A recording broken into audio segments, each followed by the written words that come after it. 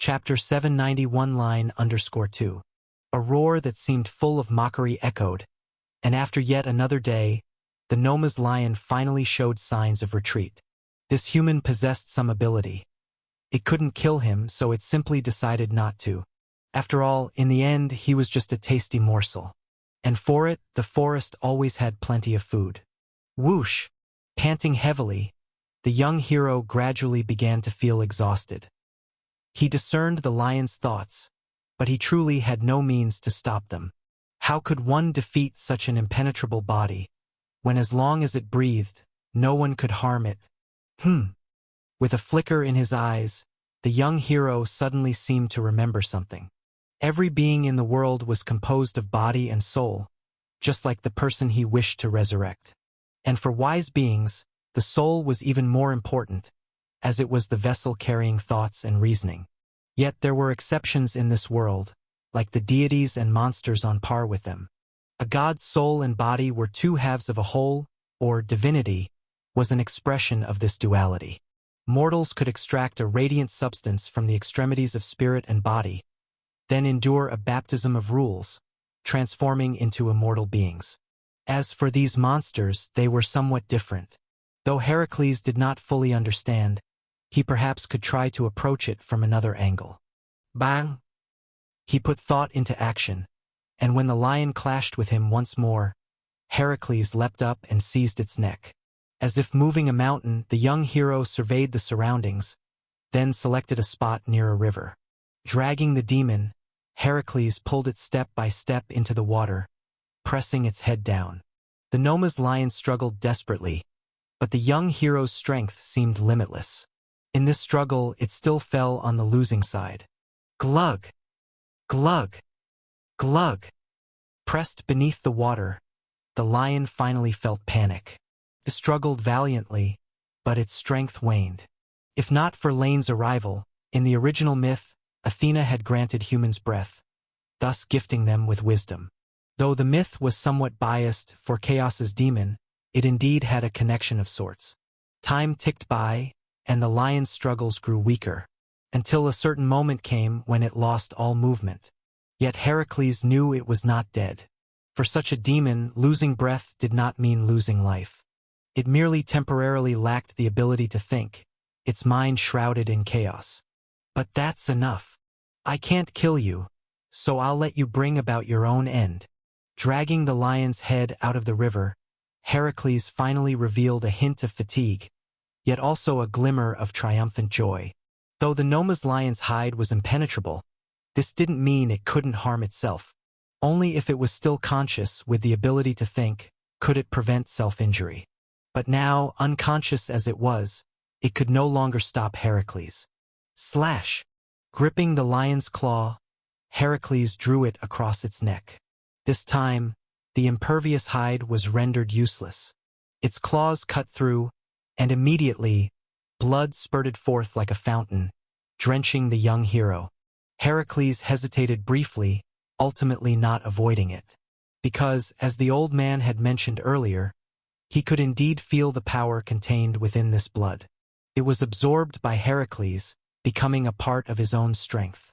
Although he had long since reached a certain limit, this was still a meaningful act. Phew, I've done it. With the blood drained and the lion's claw flaying its own hide, Heracles finally breathed a sigh of relief. The rampant demon was slain. He had fulfilled the divine mandate. If nothing unforeseen occurred, a deity might soon commend his deeds, and he would receive his next task. But where is the god?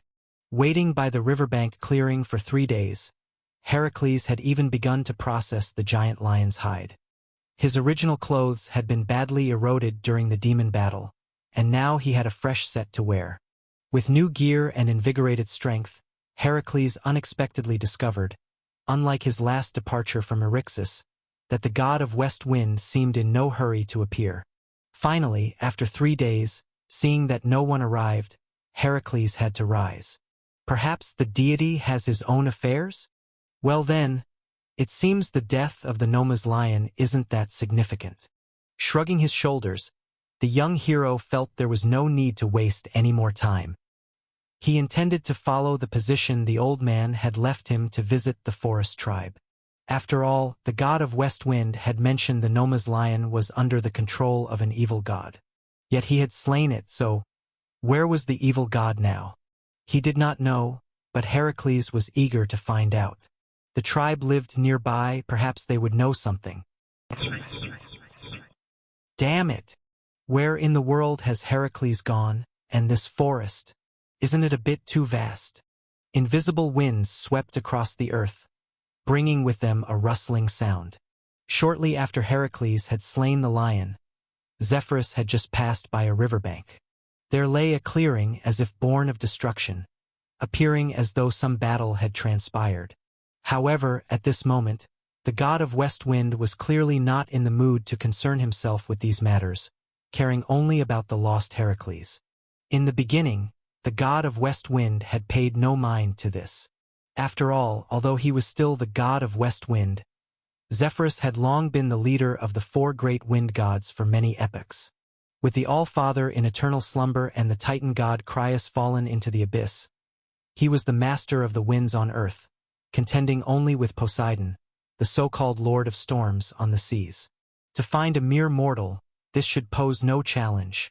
Thus, a day later, upon finally realizing the gravity of the situation, Zephyrus began to panic. Yet reality was harsh, and the god of West Wind's search bore no fruit. After 2 days, he was compelled to accept that he might have indeed gotten himself into a pickle, and decided to seek help from someone else. However, seeking help required some consideration. First, he couldn't go directly to Zeus, for that would make him appear too incompetent. Secondly, he should try not to create a big stir. It was best not to disturb the gods who were currently at war. Fortunately, in the northern part of the continent, there was still a place that might resolve these troubles, and that was Mount Nysa with the Fates. In any case, Zephyrus had no intention of peering into destinies. He merely sought to find someone, which should be no big deal. Yet, to his surprise once more, he found himself lost. A god lost sounded like a joke. Yet it was true, as Zephyrus could not find his way out of the forest. He had tried flying persistently in one direction, only to realize that no matter what he did, he couldn't leave the forest. It was as if different directions had been pieced together, and all efforts were futile. Damn it! Could this be a relic left from a clash of great divine powers from a past epoch? I remember the former divine king was the king of temporal. But it can't be certain after all. The voice soon faded, his expression a bit troubled, and Zephyrus fell silent. Though he had followed the former divine king for quite some time, in the god of West Wind's memory, the former king seemed to rarely showcase his time and space authority. Encountering such powers unexpectedly, Zephyrus was a bit unsure. Yet though he couldn't be certain even until the end of last epoch, the second divine king Cronus never displayed grand authorities of time and space. But this seemed the most viable possibility. And only if this were true would his predicament make sense. A great divine power of temporal strength was fearsome indeed, and perhaps as a mortal, Heracles had long since inadvertently left, while he, as a deity, was trapped due to his authority. A divine remnant affecting only deities, this was quite reasonable, but if this were the case, then what should he do? Guess what he's thinking right now? In a vibrant yet ancient small city, everything appeared orderly. Streets were lined with buildings, with residents bustling to and fro. The young man, watching the figure circling endlessly in the distant sky, casually asked the person beside him. The god of West Wind. He had only seen his statue in the temple before, never in person. Now he beheld him, but found him somewhat contrary to the tales. When he was still an ordinary child, he had heard that this was a god renowned for his stealth. He had completed many impressive tasks and often returned safely. Even the successive divine kings esteemed him highly, marking him as an exceptional deity. But legends were legends, and seeing him now, it seemed a bit overblown. He should be panicking. After all, in your theater, even though he is a true god of Olympus, he cannot escape your grasp. Unlike the young man's casual demeanor, the elder was much more tense. Colin angrily cursed Olympus internally, criticizing their tendency to unleash floods upon ordinary mortals while ignoring real threats. Outwardly, he appeared solemn, like a devout priest. Over the years, Colin understood well that death was not truly frightening. Perhaps, panicking God, but I must keep him here a while longer. With a somewhat dismissive tone, the young man lightly flicked his finger as if plucking an invisible string. Though Colin was full of lies, at least one statement was true. Within this theater he had managed for a millennium, built painstakingly by hand, tantamount to a terrestrial divine kingdom, no one could escape his control. The god of West Wind was no exception. Prepare to welcome our guest. Slaying a lion doesn't prove much. If that's all he can manage, he needn't roam any further and may as well stay here with me. Of course, should he truly demonstrate his capability, I will gift him something. Though it is not the original city, this city of Aroa, personally established by me, holds some significance. Aroa, not Aurora, the former merely a replacement for the latter. But as Colin departed silently, he understood that even a replacement depended on what it replaced. He knew what the young man's gift was, something drawn from the past, an astounding miracle. It was a false immortality, for in the past, a great being had promised it to the mortals of this city, who did thereby survive the 7-day flood. Thus, this power had materialized, becoming genuine. However, immortality, if I too could be immortal, how would I have ended up here? I shadowed. Colin had no plans. Unless he found a way to escape the other's control, he knew he could do nothing. In the city at Zeus's temple, there stood a replica statue, which Colin had seen more than once. It depicted a figure in priestly robes, yet devoid of any piety. He too had attempted to negotiate with the god, and the consequences, every bronze human knew well. Certainly, one could deceive the gods, people had always done so, provided they never feigned piety. For this alone, the gods truly could see all. Chapter 792. The Relative Trial. Is this Aroa? It's truly surprising. Passing through dense forests and hills, wearing garments made from lion skins. As dusk approached, Heracles finally found the place the old man had mentioned. Before arriving, the young hero had many guesses about this place. Primitive fences, a life of blood and raw meat, ancient and bloody priest dances, or warriors covered in strange symbols. This wasn't a figment of his imagination, but indeed the rumors among the human kingdoms were just like this. These people, dwelling in the northern part of the continent, seemed to have superior physical abilities, yet their barbaric worship of evil gods lacked the light of civilization. However, now seeing it with his own eyes, everything before him greatly surprised Heracles. A city built among mountains and forests with such scale was rare even when compared to the outside world. Especially the vaguely visible temples in the city. How was this any different from the city-states of the outside world? Why, is our brave hero a little surprised? The welcoming team sang a melodious tune, and children watched from afar with eyes full of curiosity and longing. Colin, leading the young hero into the city, noticed his confusion just in time. Yes, everything here is indeed quite different from the rumors outside. Especially, these temples and their structures seem somewhat different too. Entering the city gates, they happened to pass by a tall building. Heracles was somewhat surprised to discover this was indeed the hall belonging to the god of West Wind, Zephyrus. But what surprised him more was that this temple specifications were clearly different from what he had seen in the outside world, lacking in many areas. That's not surprising, because including this one you've seen, they were all established in ancient times. At that time, the divine king hadn't appointed the 12 principal gods yet, and the god of the West Wind was merely a close minister of the divine king. His temple naturally faced restrictions in certain aspects. With a calm voice, Colin introduced, as if reciting a precious collection. As for why there are so many temples here, it's also due to historical legacies.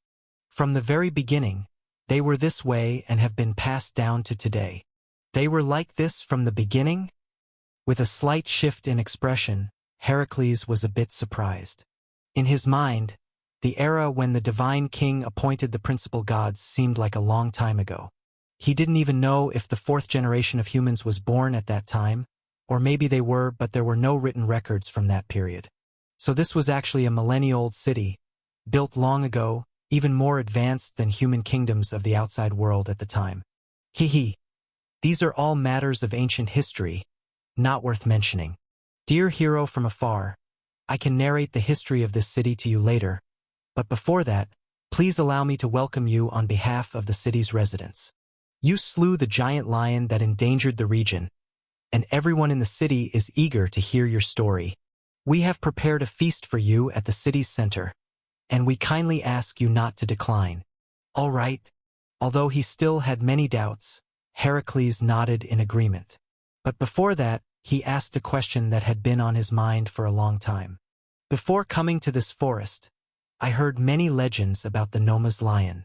It is said to be not only savage but also controlled by an evil god. As locals, have you heard of any evil god existing nearby? Evil god? There's none. Shaking his head slightly, the old man seemed quite surprised. Perhaps it's just a rumor. We have lived quietly here for so many years. Hero from afar, do you think this place looks like it harbors an evil god? Indeed it doesn't. People lived in peace and prosperity, with variously dressed people walking in the city. Looking at the city's happy and content residents, although there was an odd feeling in his heart, Heracles still said this. After all, such a city indeed didn't seem to house an evil god. Maybe it really was just a rumor. Rumors end at the wise. After leaving, he would certainly tell the people of all countries outside about the true state of this place. At the center of Aroa, flames rose, walking the path, reaching the core of this city. On a high stone platform, Heracles saw a depression seemingly filled with animal fats. Flames burned above it, and beside the stone platform was engraved the symbol of the goddess of Hearthfire. It looked a bit like a sacred fire altar, yet so similar to the altars of today. Witnessing this scene, Heracles confirmed that this city indeed had some years behind it. Sizzle! Bonfires were set up, with meats gleaming with oil. A large amount of food was brought over, filling the temporarily constructed venue. Barrels of nectar were poured into cups, with a wide variety of fruits. The young hero was again surprised, not only because of the abundance of produce but also because the people here clearly didn't crave such a grand feast that much. Just as the old man said, they were merely eager to hear the young hero recount his battles with demons. This also made Heracles feel a sense of being valued, something he had never experienced before. Truly a prosperous city. With a sigh, the young hero asked, "How many such settlements are there?" Chapter 793. The Relative Trial _2. Of course, not much. Colin, who appeared elderly, was no longer as tall and robust as in his youth, yet he was still noticeably taller than the average old man. He raised his wine glass and smiled as he spoke. In fact, there are no other tribes in this forest, and Aroa City is the only settlement. Within 100 miles, there are no traces of human activity. You must have seen that on your journey, right? Nodding silently, Heracles indeed saw no traces of human activity. In fact, had he not witnessed it himself, he wouldn't have believed there was actually a city here. However, the truth lay before him, so the young hero merely smiled. In front of him, Colin stood up, raised his glass, and invited him. "Heracles, hero from the southern lands of Earth, you have earned our respect with your abilities. In the presence of the gods, allow me to toast you, to express my esteem for you." Colin raised his glass, and the attendees of the feast all raised theirs as well. Even though there was a language barrier, Heracles still felt their enthusiasm. Among them were farmers, priests, craftsmen. There were elders, youths, and children. For the first time, being revered by so many, the young hero couldn't help but raise his own glass. He made eye contact with each person, preparing to say something. If not counting the time at Eryxis, this was his first battle since making his debut, a moment truly worth commemorating. Raising his wine glass high, Heracles' smile suddenly vanished. The words he intended to say were swallowed, and he looked solemnly at the crowd, as if facing an enemy. Ha! Colin seemed somewhat surprised, looking at the hero holding the glass. He couldn't help but ask, "Seeing you now, is there something unsatisfactory about our hospitality? Why are there no women?" Taking a deep breath, without turning around, Heracles suddenly asked. "Well, that's one of our traditions. At feasts welcoming heroes, there shouldn't be any women." After a moment of surprise, Colin replied, "Is that so? But there aren't even any girls here." His gaze swept the crowd, and at that moment, the previous strange feeling became clear. The young hero's mind was sharper than ever. "I'll consider it your custom. Then please tell me, what is this food here?" "Food?" Colin was puzzled. "Is there something wrong with it? No farmland, no livestock, no villages or towns, and as you said, no other settlements in this forest. A solitary city, built in such a vast forest. Tell me, where does your food come from?" "Of course, it is because of the presence of gods," Colin replied, still smiling. "The power of the gods can solve many things. So do you have any more questions? If not, in reverence for the Oroa people towards you, please allow me to continue to toast you. And if I refuse?" Setting down his cup, Heracles asked calmly. "Refuse? Why refuse?" Unchanged smile. Colin's eyes bore a hint of inexplicable emotion. "You have no reason to do so." "Indeed, why refuse?" This time, the voice came from behind, causing Heracles to instinctively turn his head. The speaker was a presence clad in ceremonial robes, seemingly marked with the war god's symbol. "This is..." "Yes, why refuse?" Before he could react, hundreds of voices rang out simultaneously, and Heracles turned once more. The entire feast gathering maintained their toasting posture, smiling at him in greeting. Voices in unison, smiles strikingly alike. In that instant, even Heracles felt a chill in his heart. This didn't mean he was afraid, as this was a human's instinctive reaction to the unknown. Living or dead, or non-human, though this world has no concept of the uncanny valley, the effect was no different. Yet right in front of Heracles it was far from over. In his past experiences, he had never encountered such a situation. "Indeed. Why? Why? Why?" Voices came from within the city and from outside it. He saw people standing on rooftops, birds flying to treetops. Whether human or beast, whether earthly or skyward. Countless lives sang in unison, like a grand choir performing a majestic symphony. "Why must you refuse?" His expression changed drastically, and this time, to his shock, Heracles realized the voice was coming from himself. He looked down, seeing the talking pelt of a giant lion. Boom! The ground trembled slightly, and at the edge of the city, a young man carved with a wooden sculpture in hand. With just a few strokes, a rough outline of a puppet emerged. The tumult at the city's center, like accompaniment, did not affect the steadiness of his arm. As if nothing was happening, Andy quietly completed his work. "Where there is smoke, there must be fire." This saying held much truth. Just as rumors had it that the Noma's lion was controlled by the evil god, that was indeed the case. Long ago, when Andy first discovered the lion, its fate was already sealed. After all, despite the giant lion's invulnerable body, it was clear that Andy's real reliance had never been physical. As the saying goes, for Andy, controlling the giant lion was far easier than controlling a strong human. This was because the latter usually possessed a firm will, whereas the former did not. Under such circumstances, the outcome was obvious. Until today, it was killed. Yet the lines connecting it had not been severed. Aside from brute strength, it seems he has some observation skills, but not much. However, his will is indeed strong. Even if he hadn't consumed my nectar, looking now, even if he had drunk it, my line wouldn't have been able to affect him. Though not present, Everything happening in the city was clearly within the young man's observation. Bathed in the lion's blood and cloaked in its pelt, in a certain mystical sense, Heracles and the Noma's lion could be equated in distortion.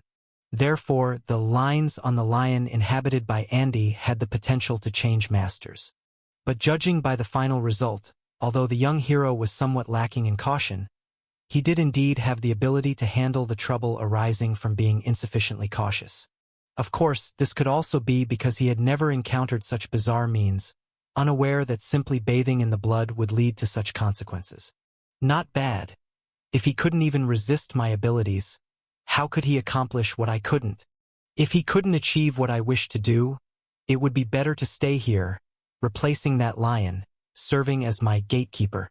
With rough carving, once the puppet's shape was outlined, the remainder was a matter of fine detail. Soen's movements became gentle, no longer as bold and expansive as before. Simultaneously, in the city's center, much like the accompaniment to his carving, continuous loud noises never ceased.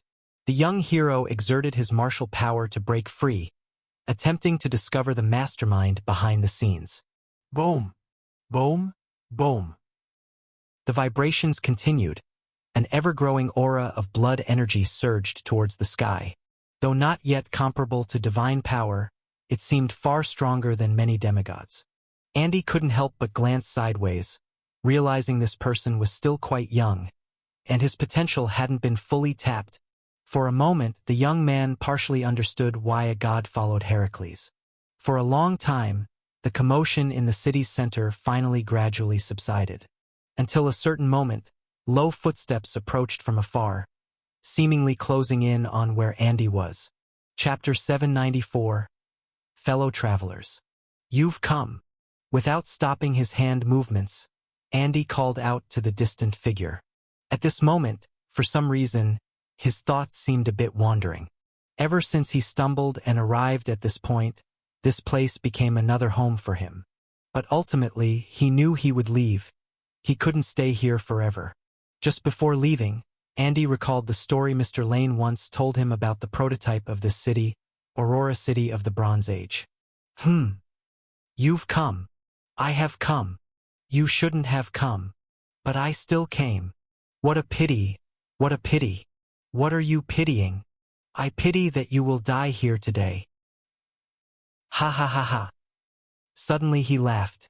Even though it was a story from long ago, this strange literary style still amused Andy. Those past days were better. Andy then fell silent again, his expression somewhat wistful. At that time, Andy was still an innocent child. He even remembered what he was thinking back then. But now he was no longer that. Not only because he experienced betrayal but also because the blood sacrifice and faith truly affected the soul of life. Although divinity could somewhat shield against them, it still required the user to reach a basic lower bound. For instance, legendary was the minimum threshold for mortals to reach the power offered by divinity. But unfortunately, until the day Andy died, he never reached this domain. Swoosh! A sound broke through the air, and a shadow instantly shattered Andy's memories. Without looking up, Andy knew it was a pitch-black iron rod. Clearly, the young hero was displeased with his actions and showed his anger through his actions. Crack! Bang! Without resisting, the iron rod struck soundly. In Heracles' eyes, the suspected embodiment of the evil god was pulverized by his angry blow, turned into a cloud of splinters. However, the young hero did not relax because his intuition told him that the other had not really died. Don't be so violent, young hero, you have already passed my test. From a small house beside the alley, another Andy emerged. Heracles squinted slightly, then punched out. Boom! Including Andy, the entire long street was destroyed by pure strength. Yet almost simultaneously, another door-opening sound occurred behind Heracles. Turning around, the young hero refrained from acting rashly this time.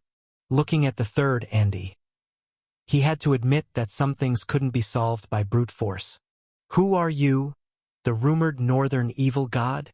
Did you control the Noma's lion because I killed it, so now you want to avenge it? Hidden anger lay in his voice, Heracles asked coldly. His anger was not without reason, not just because of those bizarre puppets. What truly enraged Heracles was the feeling of being manipulated like a pawn. The other must have targeted him from the moment he entered the forest, and seemingly fierce demons were mere puppets. Even this evil presence dared to control him, using those threads not visible to the naked eye but capable of affecting the soul. Revenge? Are you mistaken, young hero? Wasn't it you who first sought trouble with me? What exactly brought you here to my domain, making such a choice? Just because I am the evil god, and the Noma's lion is a demon? Shaking his head, Andy retorted, Yet I have never left the northern lands, and since I controlled it, the giant lion hasn't either. Everyone who died here stepped onto my territory of their own accord. I didn't go looking for them. So, young hero, why have you come? This is a trial given to me by the gods, and I also seek answers to some questions. Stunned for a moment, after hearing An's retort, Heracles' anger subsided a bit. It seemed the other had a point. He indeed never heard the other's name in the famous evil god cults on the continent. Otherwise, he wouldn't be unaware of it. Having no presence naturally meant he never committed any notorious evildoings. But since this was a trial arranged by the gods, his actions should be justified. The gods' trial? So you came here at the gods' behest, and you are their follower? Tilting his head slightly, Andy asked. No. He denied it outright. Although he wasn't faithless, Heracles only held basic respect for most gods. To say he was a believer of any particular god was utterly absurd. Not a follower, but since you aren't their follower, it's only because they are gods that you accepted their trial. Then I, too, am a god, so I arranged a test for you. What's wrong with that? You! Momentarily stumped by the question, Heracles quickly recovered from An's sophistry. Different identities and situations couldn't be equated. Moreover, if it weren't for his mistake, why would he have accepted Zephyrus's request to complete the so-called mission? For Heracles, the only one who could punish him was himself, not any other rules. Stop your sophistry. The West Wind God is a legitimate god of Olympus, and he also promised to help me bring the dead back to life. How can you be compared to him?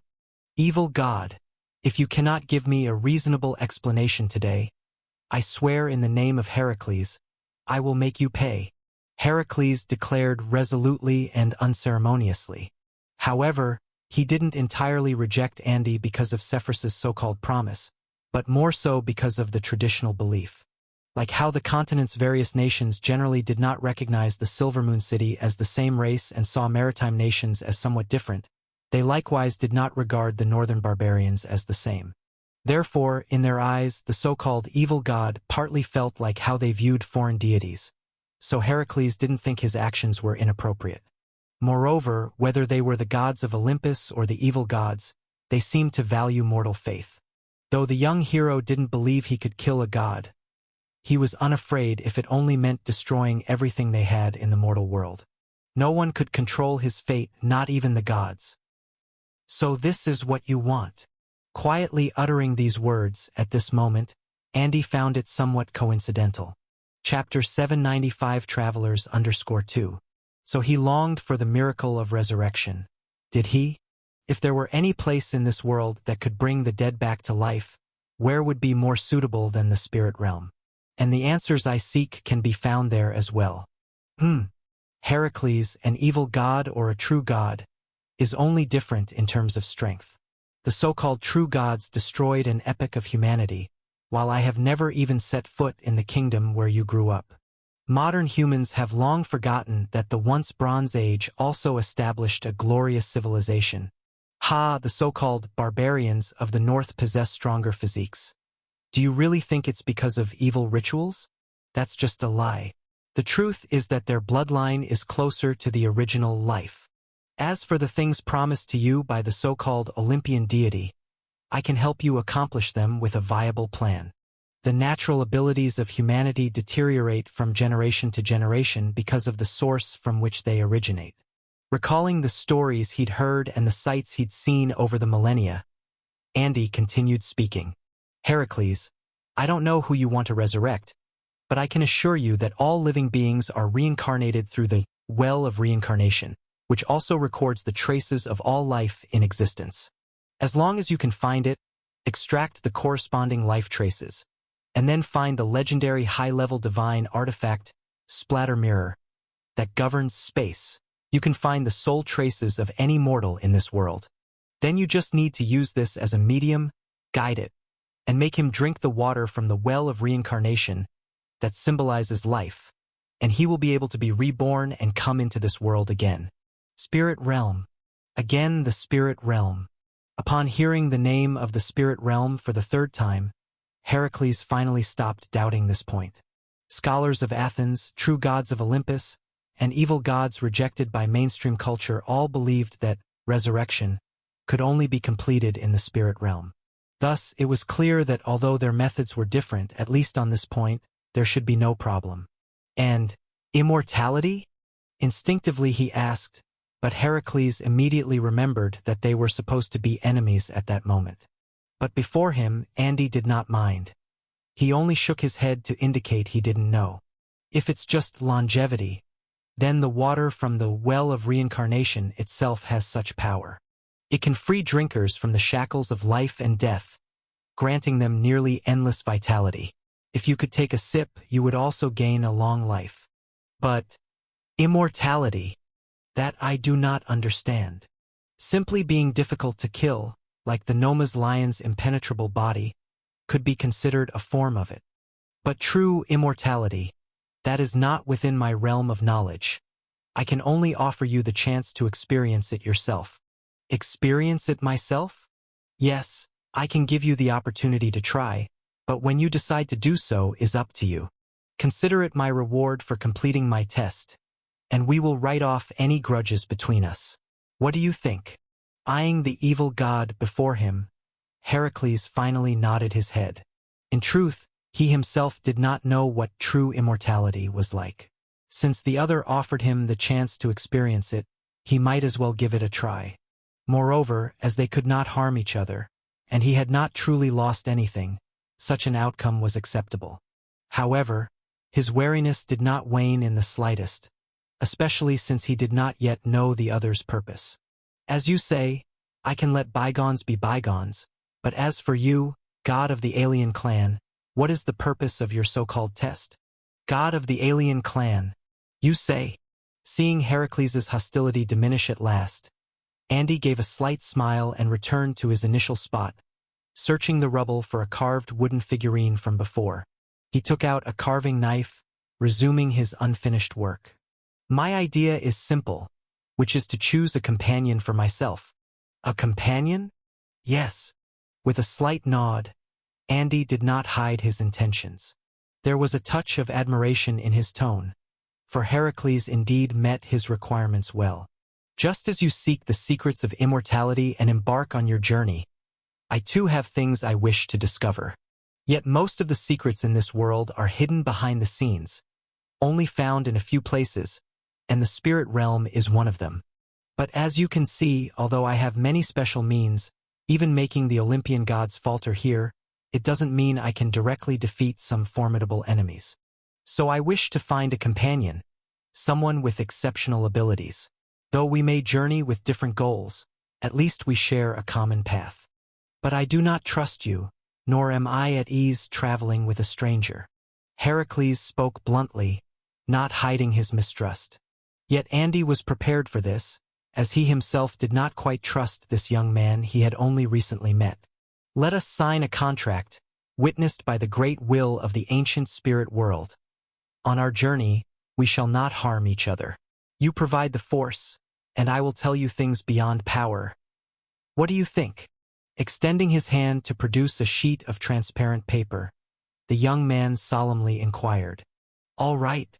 After hesitating for a moment, Heracles wanted to refuse. But recalling the day's experiences, he had some hesitation. Not everything in this world could be resolved with force unless his strength became enough to upend everything. Perhaps he did need a companion, and with the guarantee of a contract, the presence before him might indeed be a choice. Very well. Nodding in satisfaction, the young man smiled. He and Heracles signed their names in turn, watching as the paper soaked in the waters of the Styx turned to ashes.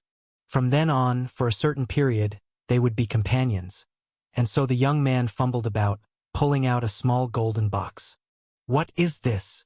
"This is me," he replied casually, and Andy then opened the box. In the center of the box lay a delicate little figure.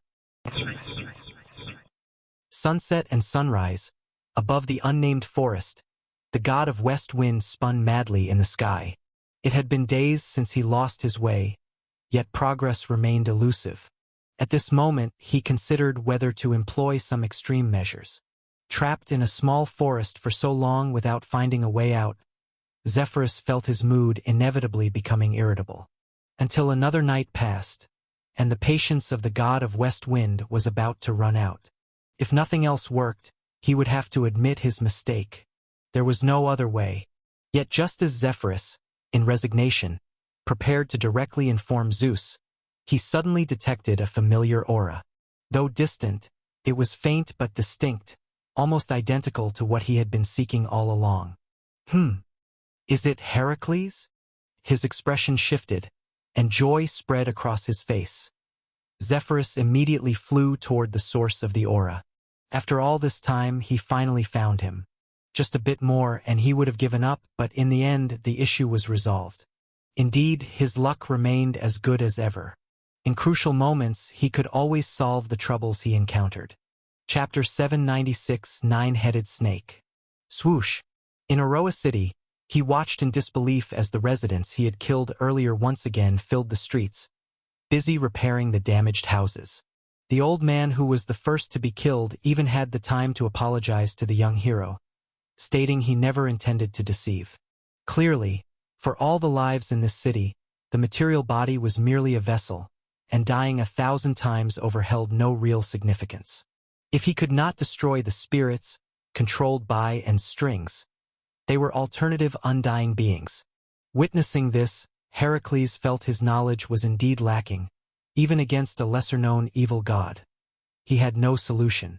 A seemingly powerful force felt like hitting the water's reflection, unable to harm the moon in the sky. Although Heracles did not know it, it was not his fault but rather due to the change in the authority of life in the world, which once led to spirituality surpassing material, so that strong spirit could affect matter, but strong matter found it difficult to interfere with spirit. Yet he could only guess that there were others besides Andy with similar means, and he would have to face these beings sooner or later, especially toward his goal, the spiritual realm. It was said to be the source of spirituality in the world. Home to life forms vastly different from the material world. So, when Heracles left Aroa City, he couldn't help but raise his doubts to Andy. "Mr. Andy, since we are now fellow travelers, I have a question I wish to ask you." Wandering aimlessly through the forest, Heracles spoke while adjusting to the lionskin cloak that now belonged entirely to him. "You want to ask me, if you encounter enemies like me again in the future, how you should deal with them, right?" Click, click. Heracles' shoulder twitched, and in the next moment, a puppet-like figure emerged from it. It looked almost like a living person but with subtle differences, giving off an inexplicable eerie feeling. Yet, under the unseen influence of the contract, Heracles felt no fear at all. "Yes." The young hero nodded, not denying it. "Since we've now signed a contract, we're companions to each other. You said you aren't skilled in combat, so if I run into a similar situation again, how should I respond?" "Well, actually, for gods, this isn't a real problem." After pondering a moment, the puppet slowly said, "Pure strength is of no use. To deal with an existence like me, if you cannot wield similar methods, you need items containing the power of authority. And true gods, each one is born with authority." "So you mean divine artifact?" Immediately realizing what the other meant, Heracles understood at once. Deities are naturally endowed with them, but mortals could also utilize the power of divine artifacts. However, to his answer, Andy nodded first and then shook his head. Divine artifacts are indeed useful, but they come in different kinds. Ordinary divine artifacts may allow you to destroy the souls residing in my puppets, but if your aim is my true self, then their utility is likely limited. After all, the mortal realm cannot contain divine power, and my true form is not here at all. What you see now is merely my vessel before fully becoming a god. It was once a creation that held the divinity of drama. It thus can endure my power, just as a deity's incarnation bears them, but its destruction would not truly harm me. Only particular authorities, such as death, could allow you to trace the spiritual strands extended by me and inflict damage on my true form, or along a deity's divine descent incarnation to wound their true self. Besides that, there are authorities like judgment or strength, the latter of which is most suited to your divine authority. It not only enhances your strength but allows you to harm things you otherwise could not. Of course, as everyone knows, the authority of strength belongs to the Titans deities, to Atlas, the bearer of the sky. So although it suits you, you likely have no chance to acquire it. Is that so? I understand. Strength, death, authority. This is the most precious treasure of all gods. Pondering thoughtfully, the young hero silently noted these things. Reading 10,000 books is not as good as traveling 10,000 miles. And now he carried the 10,000 books with him as he journeyed 10,000 miles. Although currently lacking in many areas, Heracles believed he would one day fill in these gaps. After all, this was only his first trial. Well, of course, counting the one Andy arranged, which made it two, one from Olympus and one from an extramundane evil god. He wondered if his subsequent trials would also turn out like this. Beyond those given by the gods, he would create one himself. Just about to ask something more, Heracles suddenly heard a soft hum of surprise. The puppet on his shoulder seemed to notice something, stirring clickingly, and burrowed into one of his pockets. It must be said, whether due to the puppet's special material or Anne's undeniable power, once it nestled into the pocket, even Heracles himself momentarily felt it lost the presence of a living being, indistinguishable from a dead thing. All right, I'll stop talking for now. Someone is fast approaching. Heh, almost forgot, you're quite treasured in his eyes. Remember to come up with any reason, you should know this by now. The latter part resonated directly in his mind, and before he could reply, Heracles suddenly sensed a powerful gust of wind blowing from afar. Containing a familiar power within, it was the breath of a god. Soon, the form of the god of West Wind appeared before Heracles. Ah, Heracles, I finally found. Ahem. His wings swept up gusts of air. It wasn't until he saw the familiar figure that Zephyrus truly breathed a sigh of relief. Swallowing back the words almost blurted out, the god of West Wind surveyed the missing person before him. Compared to before, he seemed stronger now. Draped over his shoulders was a crudely tanned lion's skin. With just a glance, Zephyrus recognized its former identity. The Noma's lion, the demon that even god-descended incarnations could not subdue, now reduced to a defeated soul under Heracles. Seeing this, though not an eyewitness, the god of West Wind reconstructed the truth of the matter in his mind. This nameless forest was likely a law distortion area wrought by mighty divine power of the old era clash. This was why he had previously been trapped here unable to leave. After all, compared to true gods, primordial gods had power with a lingering potency sufficient enough. It easily permanently altered the rules of a place, one of the reasons why the contemporary world suppresses and repels them. As for why the current world, even more powerful than they, could not mend these ruptures, that is no secret but rather a common understanding among the gods. Much like the early Second Epoch, when the world had to wait for the goddess of justice to complete the great work of legislation, to gradually eliminate the chaotic remnants under the current order. If the world itself had such intelligence, it would no longer be called the will of the present world, but would tread upon the mortal realm in a persona directly.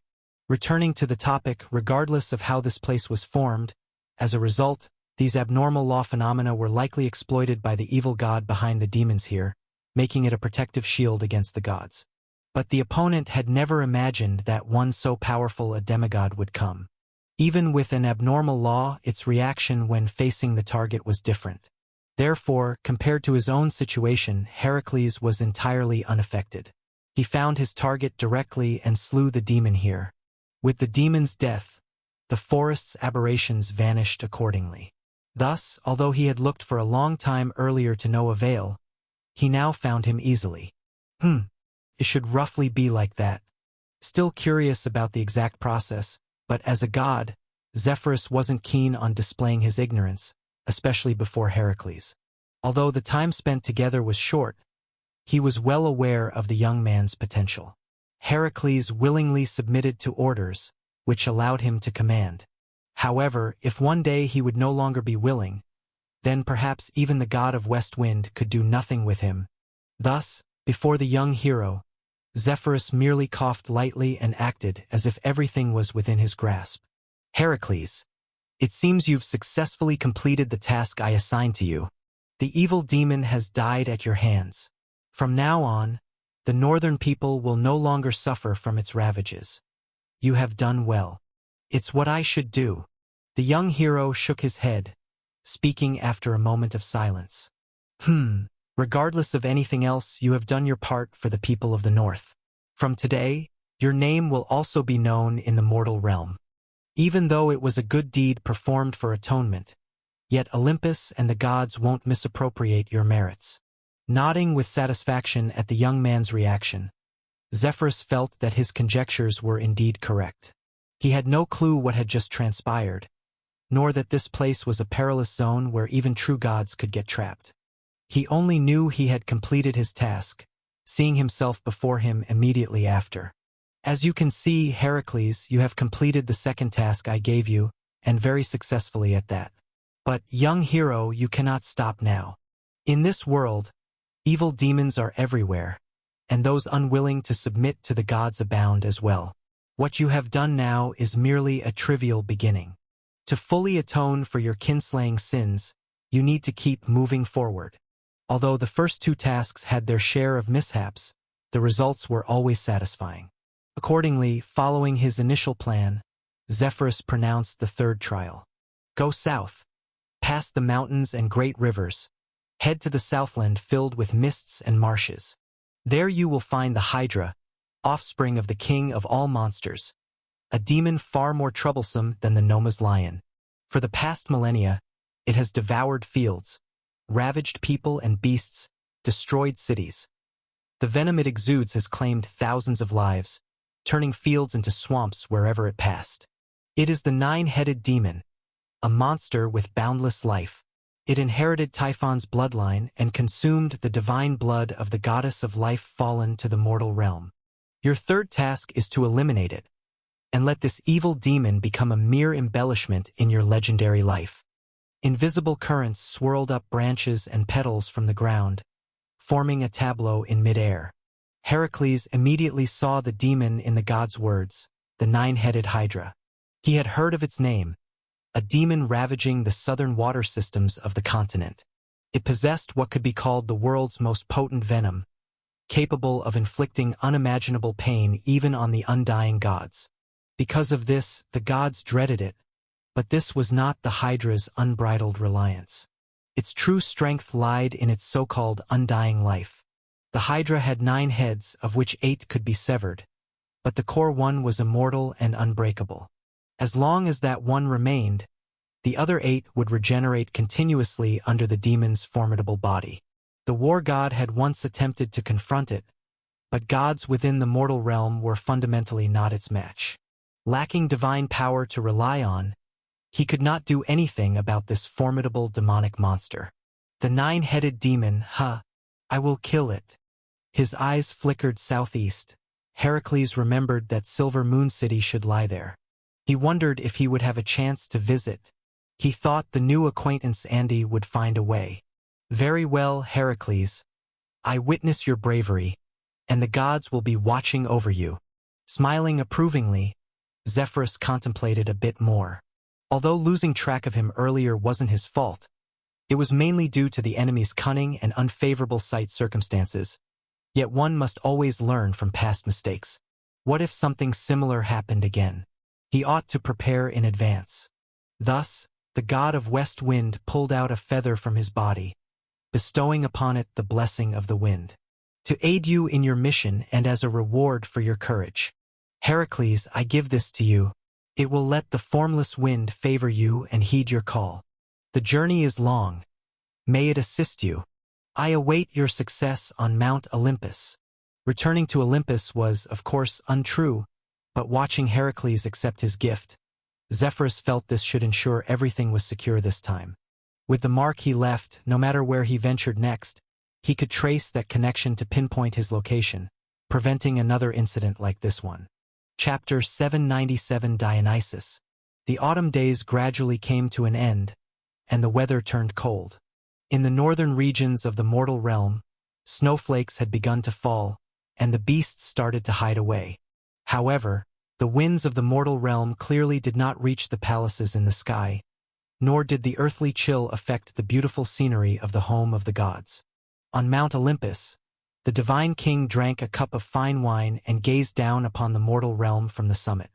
Not long ago, when the invisible west wind blew in, Zeus learned of Zephyrus's recent activities.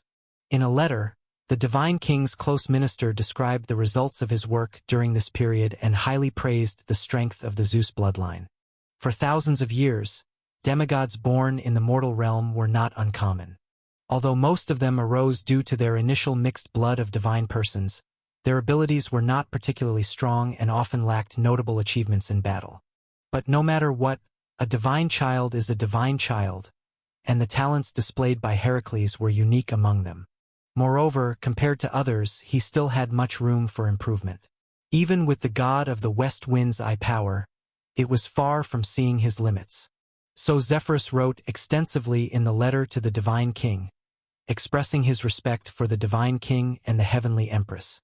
This was the kind of talent that the first son of God with the god-king bloodline and who had been nurtured by the heavenly empress was supposed to have. In both heaven and earth, it was hard to find a second person. Not bad. They haven't let me down. Zeus nodded slightly, feeling quite satisfied about this. Just like every time before, he had to admit it. Although he knew the flattery of the god of the west wind was a reason, the divine king was still pleased after reading the letter. After all, flattery needed to hit the mark, and Zeus's most well-known matters were none other than his legendary romances and his numerous offspring. In this regard, Zephyrus undoubtedly grasped it well. The first task encountered a minor hiccup, but the fact that he could leave the Athenians unscathed without resorting to force was already commendable. And now it seems, his process of slaying the demon didn't encounter any issues. Since that's the case, it's time to give him some real responsibilities. The letter contained a lot more, and Zephyrus mentioned the third task. Slaying the nine-headed snake was a decent choice. However, going further, Zeus had other thoughts. This is just the beginning. Unlike your brother Perseus, he didn't need the help of a divine artifact to slay demons. So, my child, hearing about your brother's accomplishments, how do you feel? He casually burned the letter, watching it turn to ash. The divine king did not look back but instead looked toward the western seas of the earth.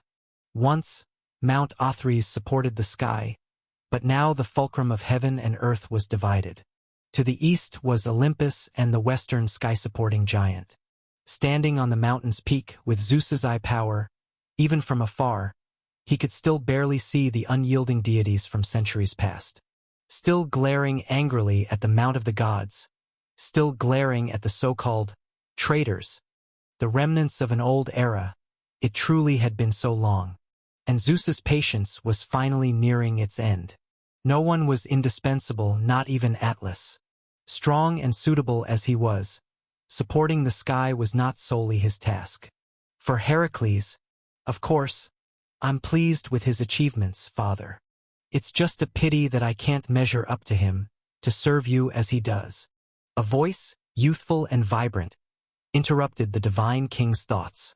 Behind Zeus, the handsome young black-haired man seemed somewhat regretful.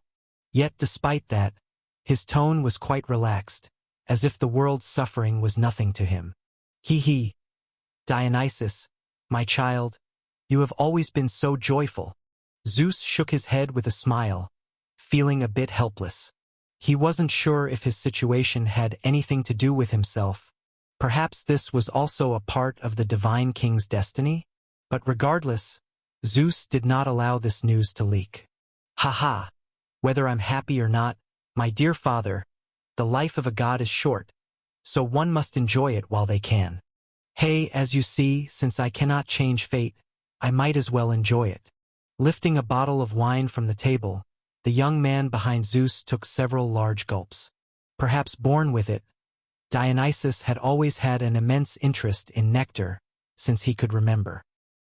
He had once thought of wandering the earth, tasting the finest wines of the mortal realm, had also imagined attending feasts in various countries, bestowing them with joy and freedom. After all, he was a god, and this was a right he ought to have, a right no one could take from him, until one day Zeus told him that a true god not only possessed immortality but also authority as the source of divine power. However, Dionysus was different. He did not possess his own divine authority. Yes, Dionysus, he was the second one in the world without authority, not even like a territorial god having his own domain. This being, once destined to be the god of drama and celebration, the embodiment of brewing and nectar, had no authority, just like Hecate once experienced this blankness. This situation, only occurring twice in the history of the divine race, shocked Zeus when he found out. Some called it a curse. Others said it was an omen. After all, objectively speaking, the birth of the magic web had a positive significance for the world. Tisk, if given a choice, I would quite like to be a god of wine. In that way, I could brew the most unique nectar in the world and bask in the clarity and intoxication. But as it stands now, well, it's still okay, huh? If only you didn't stop me from going to the mortal realm, it would be even better. Seemingly long resigned to whether he was a true god, Dionysus appeared quite at ease. In contrast, it was Zeus before him who seemed more conflicted. To the divine king, especially for Zeus now truly embodying the symbol of sovereign authority and continually spreading it, problems like Dionysus's were not insurmountable. He actually had many ways to provide him with a false godhood and then let Dionysus absorb faith through it. But Zeus had never done so. As for the reasons, there were two. One was hard to articulate, the other long told to his son.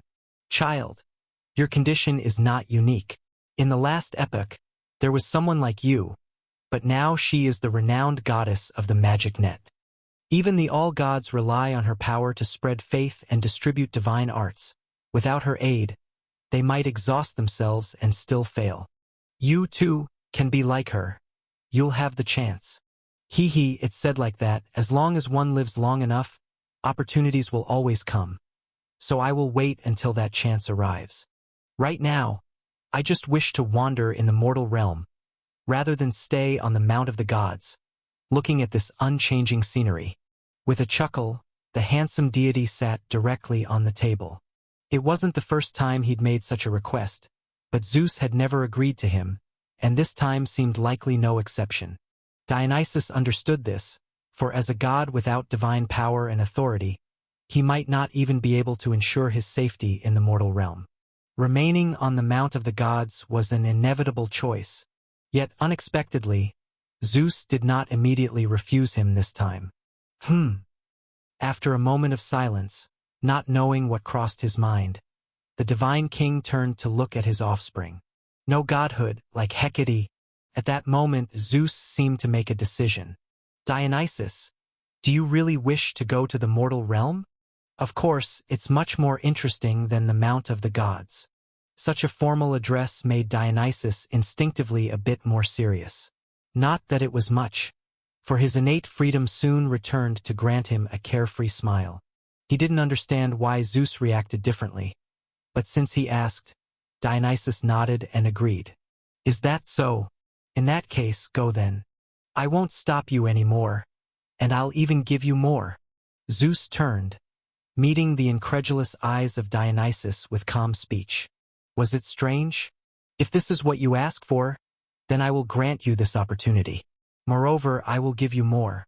Desiring freedom and enjoyment, there's no problem with that. As the son of the divine king, it is your entitlement. However, at the same time, as a child of Zeus, you should also bear your responsibilities like Perseus and Heracles. If all goes well, we all benefit. I will become the sole divine king governing the present world, while you will be the deity assisting me. But if anything goes unexpectedly, though undesired, someone must pay the price. Before considering victory, one must consider defeat. Although the plan with Erebus seemed quite reasonable, and although the current war in the mortal realm was heading in the direction Zeus hoped for, no one could guarantee he wouldn't fail, not even the divine king. Furthermore, the curse once left by Cronus had always been in the back of Zeus's mind. Thought replaces ignorance.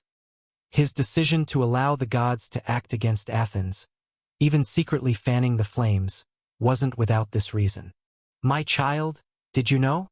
When Hecate obtained her godhood through weaving the magic web, she essentially recreated a concept. Maybe with the help of other existences, but she ultimately ascended as a god by it. And you can do the same. In fact, I happen to have such an opportunity. What? Dionysus was somewhat surprised, not understanding exactly what Zeus meant. The divine king no longer lingered on mysteries, merely grasping the void. In the next moment, a tricolored scepter emerged from the void, held firmly in his grip. Alongside it appeared an aura that seemed to envelop the world. This aura resonated closely with Zeus, even mirroring the divine king's breath. Dionysus, my child. Since becoming the divine king, I've always wanted to bring peace and stability to this world. But the world is unstable. The gods are rebellious, and even ancient gods born at the dawn of creation opposed me. So, to achieve this, I must bring my order to the world. Initially, I lacked this capability. It was only in the last 1,000 years that I've been able to slowly weave my sovereign rules in the mortal realm. It will undoubtedly bring eternal prosperity to this world, but it remains incomplete, missing something. While I could personally finish it, I feel that you, more than I, need an opportunity. As my offspring, as my incarnation, you will complete what I have not. Ultimately, when you accomplish all this, you shall become my deputy, becoming my crown prince. A divine king does not need a crown prince. Everyone knows this. After all, the immortal need not be succeeded, for name and device cannot be entrusted to another. But Dionysus understood equally well that if things were as Zeus described, by assisting him with no godhood to perfect the sovereign order, managing it in his stead, he truly could become this crown prince. What a divine king can do, much of it he, too, could do. When Zeus is absent, he could exercise authority in his stead. Just as the god's authority originates from the world, his authority would come from Zeus. Moreover, crucially, because everything about him originates from his father, distrust between the divine king and his son would be non-existent. With one thought, what he possesses could also be lost. Therefore, no matter what powers he wields, Zeus would never doubt him. It sounds perfect, if everything is as Zeus stated. Like the god of the west wind, despite the majority of his power and authority being vested in the divine king, he only holds the authority of the west wind himself, yet this doesn't detract from his power and status. Sounds good. It seems I'm getting quite a big deal. Despite the still playful smile, Zeus noticed a hint of desire in Dionysus's eyes. Desire is appropriate for a god without authority. A lack thereof would seem odd, even with such a carefree personality. Hence Zeus merely smiled, his voice turning gentle. Dionysus, you're my offspring, so you should naturally be as noble as your brothers. If the world doesn't give it to you, I will. This is my gift to you as a father. Naturally, you must work hard yourself. What must I do? Eagerly asked, and in response to Dionysus's inquiry, Zeus smiled and answered. Very simple, since you wish to go to the mortal realm, then go. Find your brother, the one I just mentioned. His name is Heracles, currently the finest demigod in the mortal realm. You can engage in some tasks together. As for what exactly, I'll have Zephyrus inform you.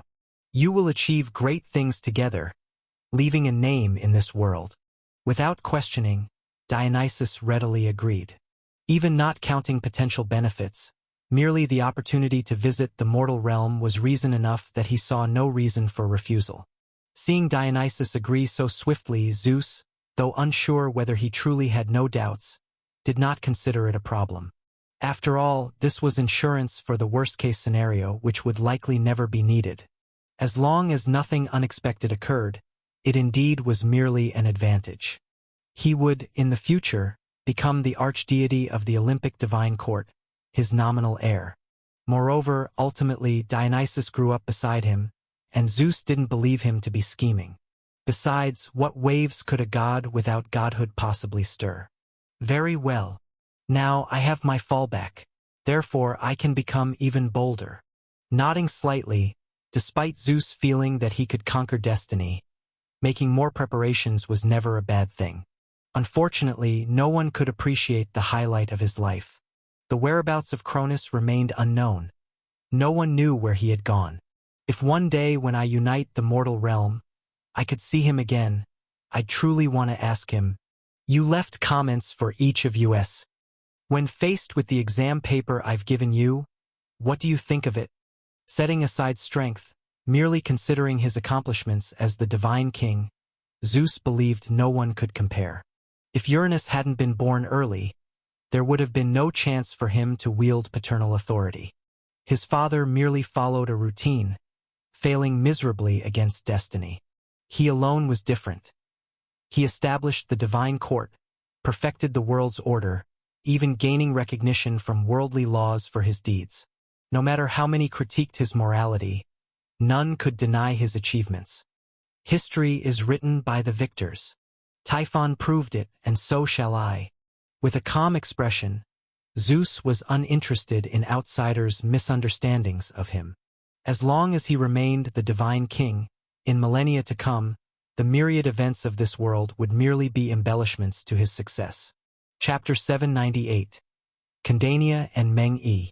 In the mortal realm, near a river in the southern part of the continent. The closer you got to the southern end, the denser the waterways became, and even the river god and lake god could often be seen. Unaware of everything happening on Mount Olympus, with the help of Andi, Heracles quickly arrived at this place, which could be described as a boundary. To the north lay a realm shrouded by the faith of the Olympian gods. To the south, there were still unexplored wilderness and rivers, and his target was hidden there. As for the east, it was a renowned Sin City. It wasn't Silver Moon City. In fact, almost none in the realm governed by Olympus had actually seen the wizards of Silver Moon City. But this Sin City was different. It was the furthest city radiated by the influence of Silver Moon City and the city closest to Olympus. If Silver Moon City was afar in the sky, then this place was an enemy right before their eyes. In fact, over the years, this city had never lacked brutal battles beneath it. Kandania City, you must have heard of this place. A pocket was cut open on the chest of his clothes, and in front of Heracles, the puppet revealed its head. He glanced around the surroundings, speaking sporadically. Faintly, Andi could still see some shadows of the Bronze Age. Clearly, the former remnants had excellently inherited the culture of old. Whether in architecture or art, the traces left by ancestors could be seen. Kandania, I have indeed heard a little about it. Gazing at the grand city in the distance, Heracles couldn't help but be greatly amazed. Although just a border city, its prosperity was no less than the king city of Thebes. I've heard that it was once a place where many wizards worldwide came to study, whereas Silver Moon City, it's said that few spellcasters who went there for advanced studies ever returned. Even the grand alchemist of Athens, the grand sorceress Hermes, studied here in his youth. Without Kandania, he might not have achieved today's results. C3 to 173. The city was situated on both sides of the river, and with Heracles' eye power, he could clearly see the scenes over there. The river flowed from the southwest to the northeast, dividing the entire city into two. The northwest section generally served merchants from various countries, while the southeast part was under the jurisdiction of officials sent by Silver Moon City. This division was initially meant to reduce conflicts arising from different faiths and systems, but ironically, as the night approached, standing here, Heracles felt he was witnessing primitiveness and backwardness. A river separated the two sides. One side flickered with lights, while the other remained as bright as daylight. Because there floated a tower. At the top of the tower, an orb of light illuminated half the city. That is the man-made Sunday. Once a bard who believed in me came here. It's said to be a creation crafted by the people of Silver Moon City using the remains of an ancient sun god, inherently possessing strong curse attributes. Yet these spellcasters somehow exempted it. But indeed, the reason Silver Moon City placed it here also has a provocative intent. Because it's said that each man-made sun could actually create a mortal demigod, as long as he can withstand the curse of the ancient gods. So has anyone succeeded? Heracles asked. No, that's precisely what I wanted to say. The puppet's mouth opened and closed, but no one knew how it made sounds. Looking at the bright sun, Andy continued the narrative. They put the man-made sun here, in fact, to mock the followers of the Olympian gods. After all, something they can manipulate with witchcraft, not a single person in various countries can utilize. Silently nodding, Heracles felt he had learned something new. These were things absent in the education he received in the past, even though he had also been taught by scholars. But indeed, scholars from various countries would not narrate these unpleasant histories. Perhaps only an evil god, like Andy, could speak of these things without hindrance. Oh, by the way, from what I know, there's actually an interesting story behind how Condania City was established. It involves a somewhat cliched love story, crafted into scripts by many poets and sung far and wide. That's how I came to know of it. Conversing with great interest, possibly because he had rare opportunities to engage in equal exchanges over the millennia. On the way to the city, Andy continued the tale with excitement. Condania City. Its name is actually a combination of Khanios and Deo. It's said that during the process where Silver Moon City expanded from being a singular city to a country, it was established by a man named Khanios. At that time, the first-generation great prophet worshipped by the people of Silver Moon City had already passed away, and they were led in different directions under various thoughts. Some chose to stay, others chose to leave. Some even found the buildings left from the Golden Age and the traces of their living. This man, Khanios, found the remnants of this city and established it upon those ruins. He was a powerful warrior, one of the rare individuals who, without relying on the power of deities, nearly touched the edge of divinity before reaching the end of life. Perhaps he crossed it, perhaps not.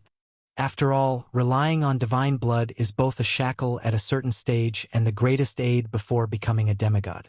Through history, those who broke through relying purely on mortal strength can be counted on fingers. Of course, no matter how brilliant he was, now he and his stories have turned into specks of dust in history. And then, just engrossed, Heracles found that Andy stopped narrating and instinctively prompted for more. He had no feelings about the so-called shackles but was quite interested in the origin of the city. However, the puppet merely pointed to the separate sides of the city, where two bronze statues stood. As you see, that young man named Khanios, to fulfill a promise made in the past, he built this city at the cost of his life. His last battle defeated the enemy, followers of your Olympian gods, and at that time he touched the edge of divinity, but his life also ended because of it. Upon learning of this, Deo rushed here, but when she reached the riverside, Khanios had already died on the battlefield across the river. Later, she remained in this city, becoming a priest here. As for the grievances during the process, the puppet laughed, spreading its hands.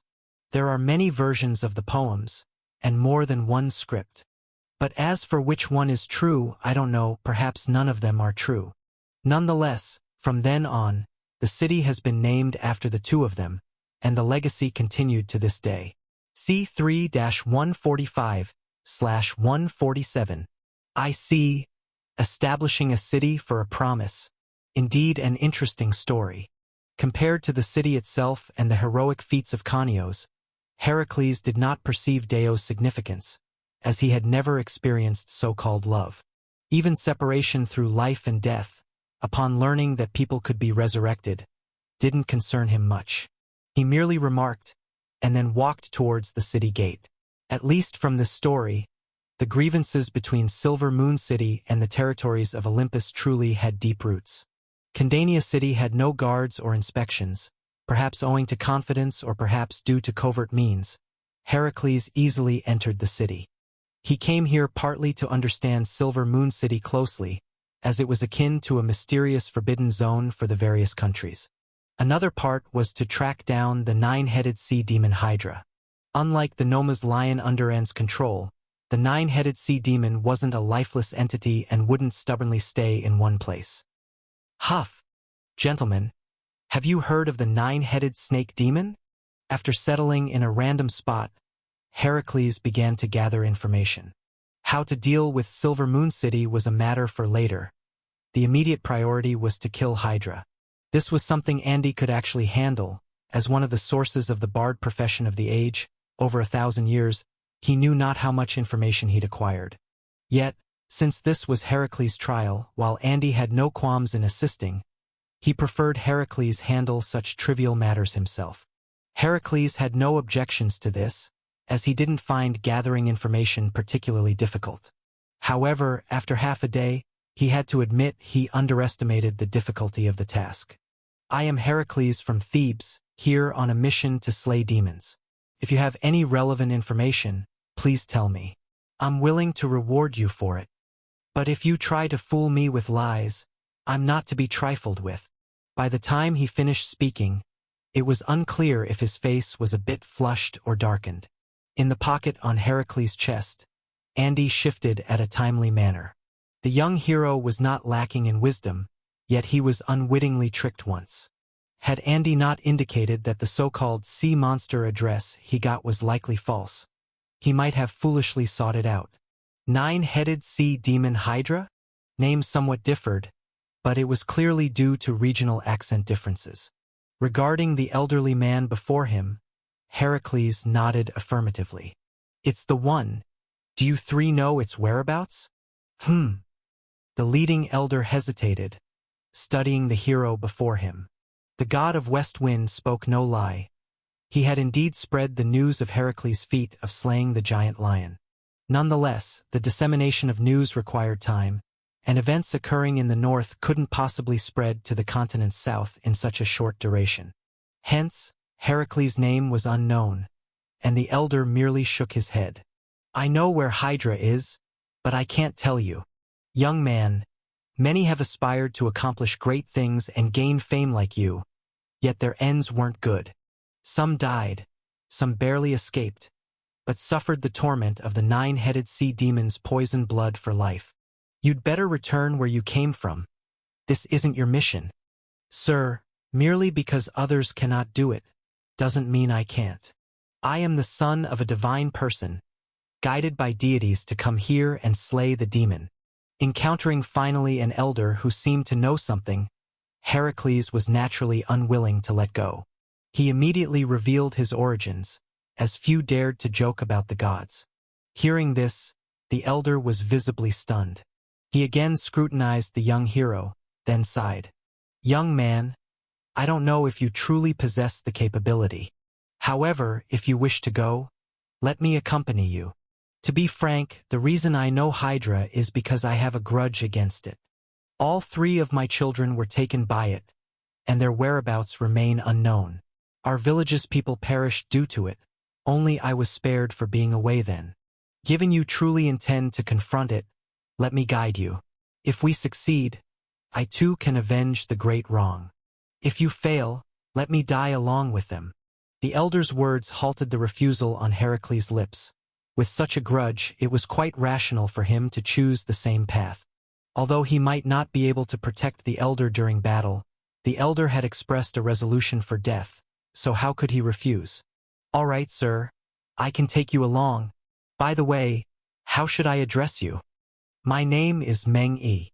Filled with a hateful gaze, the elder spoke through gritted teeth. My brothers, Meng Er and Meng San, all perished at the hands of the sea demon, as did my beloved grandson, Amon, whose whereabouts are also unknown. To kill Hydra, There is nothing I wouldn't sacrifice, including my life. Meng Yi? The name seemed somewhat casual, but considering that not everyone was versed in culture, it didn't seem strange. In future Eastern countries, they even used the ranks of Zhong, Shu, and Ji as civilian names. In chaos, such a situation was even more common. Just numbering names, that was entirely normal. Thinking of it this way, Heracles nodded. All right, in that case, Mr. Meng Yi, let's rest for a day. Then please guide me. As long as you can lead me to the demon's lair, I will certainly slay it and avenge your family. Chapter 799. The Calamity of Hydra. In the eyes of the vast majority of gods and mortals in chaos, all demons are naturally insane and brutal. They are the incarnations of destruction and the source of all suffering. These evils, born into life just like their progenitor Typhon, brought despair and disaster to deities and mortals alike. They should be destroyed, and those who killed them would also reap fame. No one would question this point. Of course, this was the thought of humans. In the eyes of the demons themselves, and even many creatures of the wilderness, perhaps humans were the greatest threat. Seemingly inherently weak, yet continuously pioneering the wilderness and occupying the most livable places. Demigods were emerging in an endless stream, and the support of all gods was their greatest reliance. On the contrary, those so-called demons often just secluded themselves in one place, rarely appearing in the world. If they hid far enough away, they wouldn't encounter trouble. Standing at different perspectives, the same incident naturally resulted in different conclusions, but this also related to dealing with one's own strengths and weaknesses. Like Hydra, the nine-headed demon, it never cared about these things. After all, neither humans nor any other race could threaten its undying life. The pioneering humans would avoid it.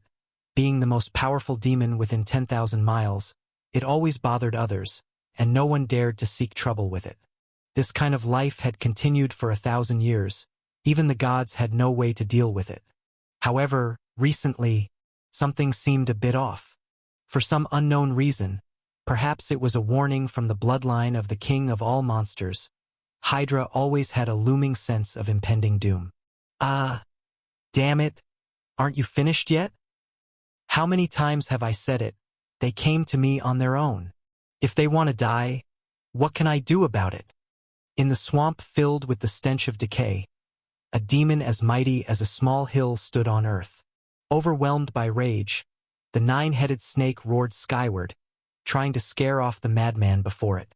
But clearly, the young man who had come here had no intention of letting it go, of letting himself go. Evil demon, do you think I will back down? No, I won't.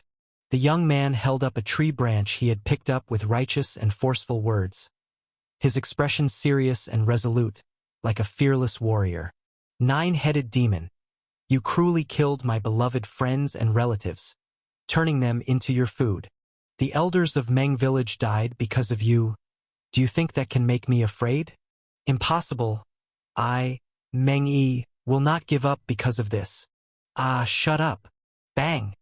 The hairless nine-headed snake was furiously enraged. It raised its tail and turned the young man before it into a meat patty. The giant snake body slapped the ground until the insane being before it was no longer recognizable as human.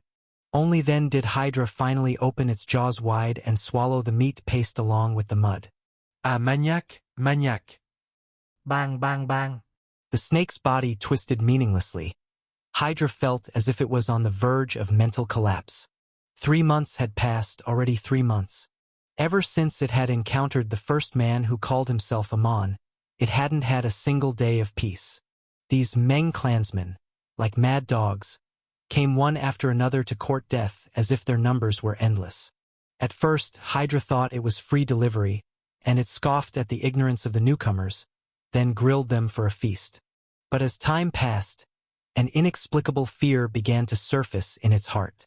It couldn't tell if it was intuition or something else, but with every death of a suicidal maniac, Hydra felt as though it lost something in the unknown. Fear led to anger, and anger made it more brutal. Yet to this day, the nine-headed snake still didn't know what it was truly afraid of. If this strange feeling was an illusion.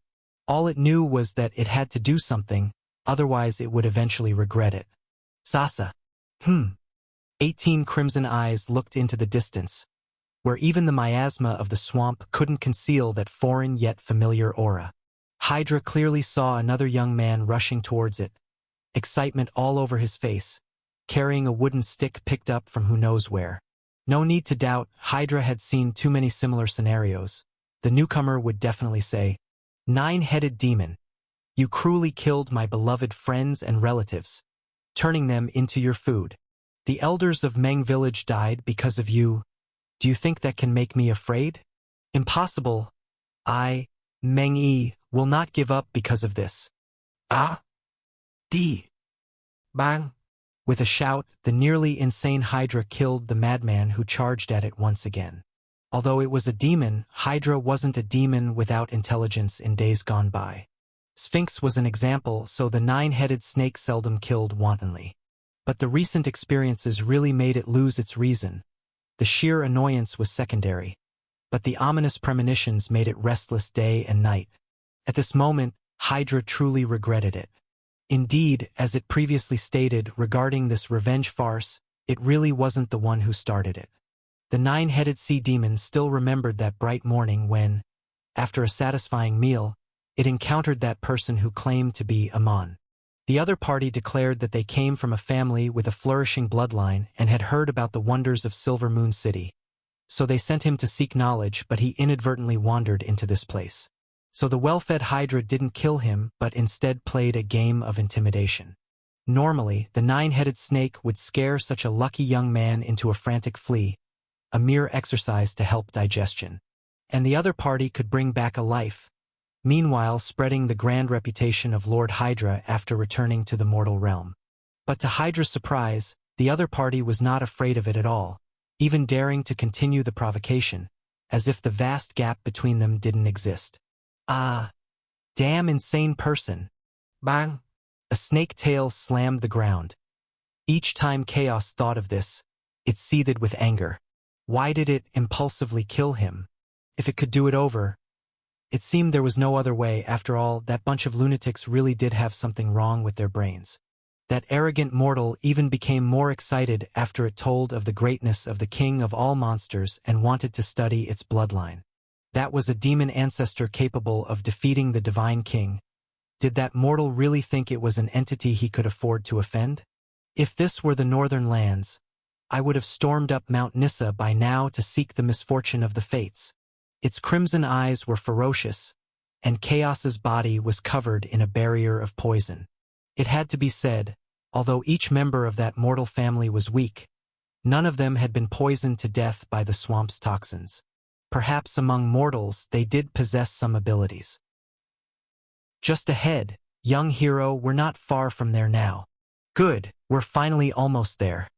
Afterward, you'd better stay as far away as possible. If we really start fighting, I might not be able to ensure your safety. Is someone coming again? Heads lifted, Chaos vaguely heard voices from afar. However, what excited him this time was that it seemed the newcomers were not that crazy family. Damn it, if it weren't for the lack of this function, Chaos really wished it could shed tears of joy. Although it might not be a human, there were beings who resembled demons more than it did. Roar! With a mighty roar, Chaos decided to draw the newcomers' attention. This time, it needed to control its strength better, trying not to kill the newcomers. Finally, a normal person had come. It needed to find out what that group of lunatics were up to. Couldn't the kingdom of humans be of any use? Their own people come out to commit suicide and they just ignore it? No way. If they don't care, then I will. Hiss! The snake body twisted and writhed as Chaos crawled towards the direction of the sounds. Who the newcomer was didn't matter. After all, there was no way they could defeat it. After all, as the undying nine-headed Hydra, there was no one in this world who could kill it. Trudge, trudge. What a wicked demon. The power within was stirred, making the poison barriers of the swamp recede in all directions. As Heracles made his way, he listened to Meng Yi narrate his family's story. Poor village, a studious child. The affectionate villagers, a shattered home. Meng Yi's grandson, Amon, had been clever beyond his years, praised by the people of the nearby villages and towns. Everyone said he would definitely make something of himself and even become a legendary hero. The young Amon was very promising. He not only figured out how to read and learn martial arts for self-defense, but even planned to trek to the legendary Silver Moon City to study witchcraft or become a priest to the deities. Silver Moon City also has a god, stranger, you should know that too. It's just different from your place. Silver Moon City believes there is only one god. Of course, I understand you might not really accept this, but they really believe that. Meng Yi's face was nostalgic, as if recalling past days. And then later, my grandson was making preparations to go to Silver Moon City and planned to stop by Condania City to gather some information. But then he left, and he disappeared. People from the village came out one after another to search, and the last trace of him was heard to be in the area where the nine-headed demon was active. So everyone thought he was harmed by the demon, and then what followed happened. I see. I will avenge you. Nodding, the young hero felt recognition for the familial affection of this clan of people. For one missing child, the whole village came out in search, even ultimately provoking revenge from the demon, ending up with today's fate. It was truly pitiable.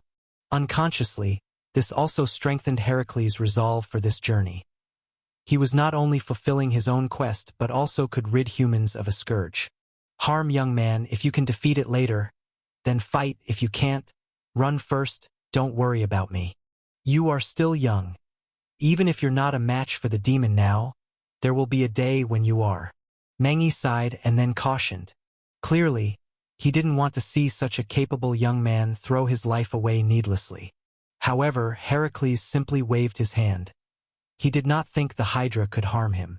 Thank you for your kindness, but Hydra is no match for me. Continuing forward, crossing a stream, passing through the miasma. Not knowing how long he walked, at some moment, amid the increasingly dense poison fog, the young hero heard Meng Yi's voice.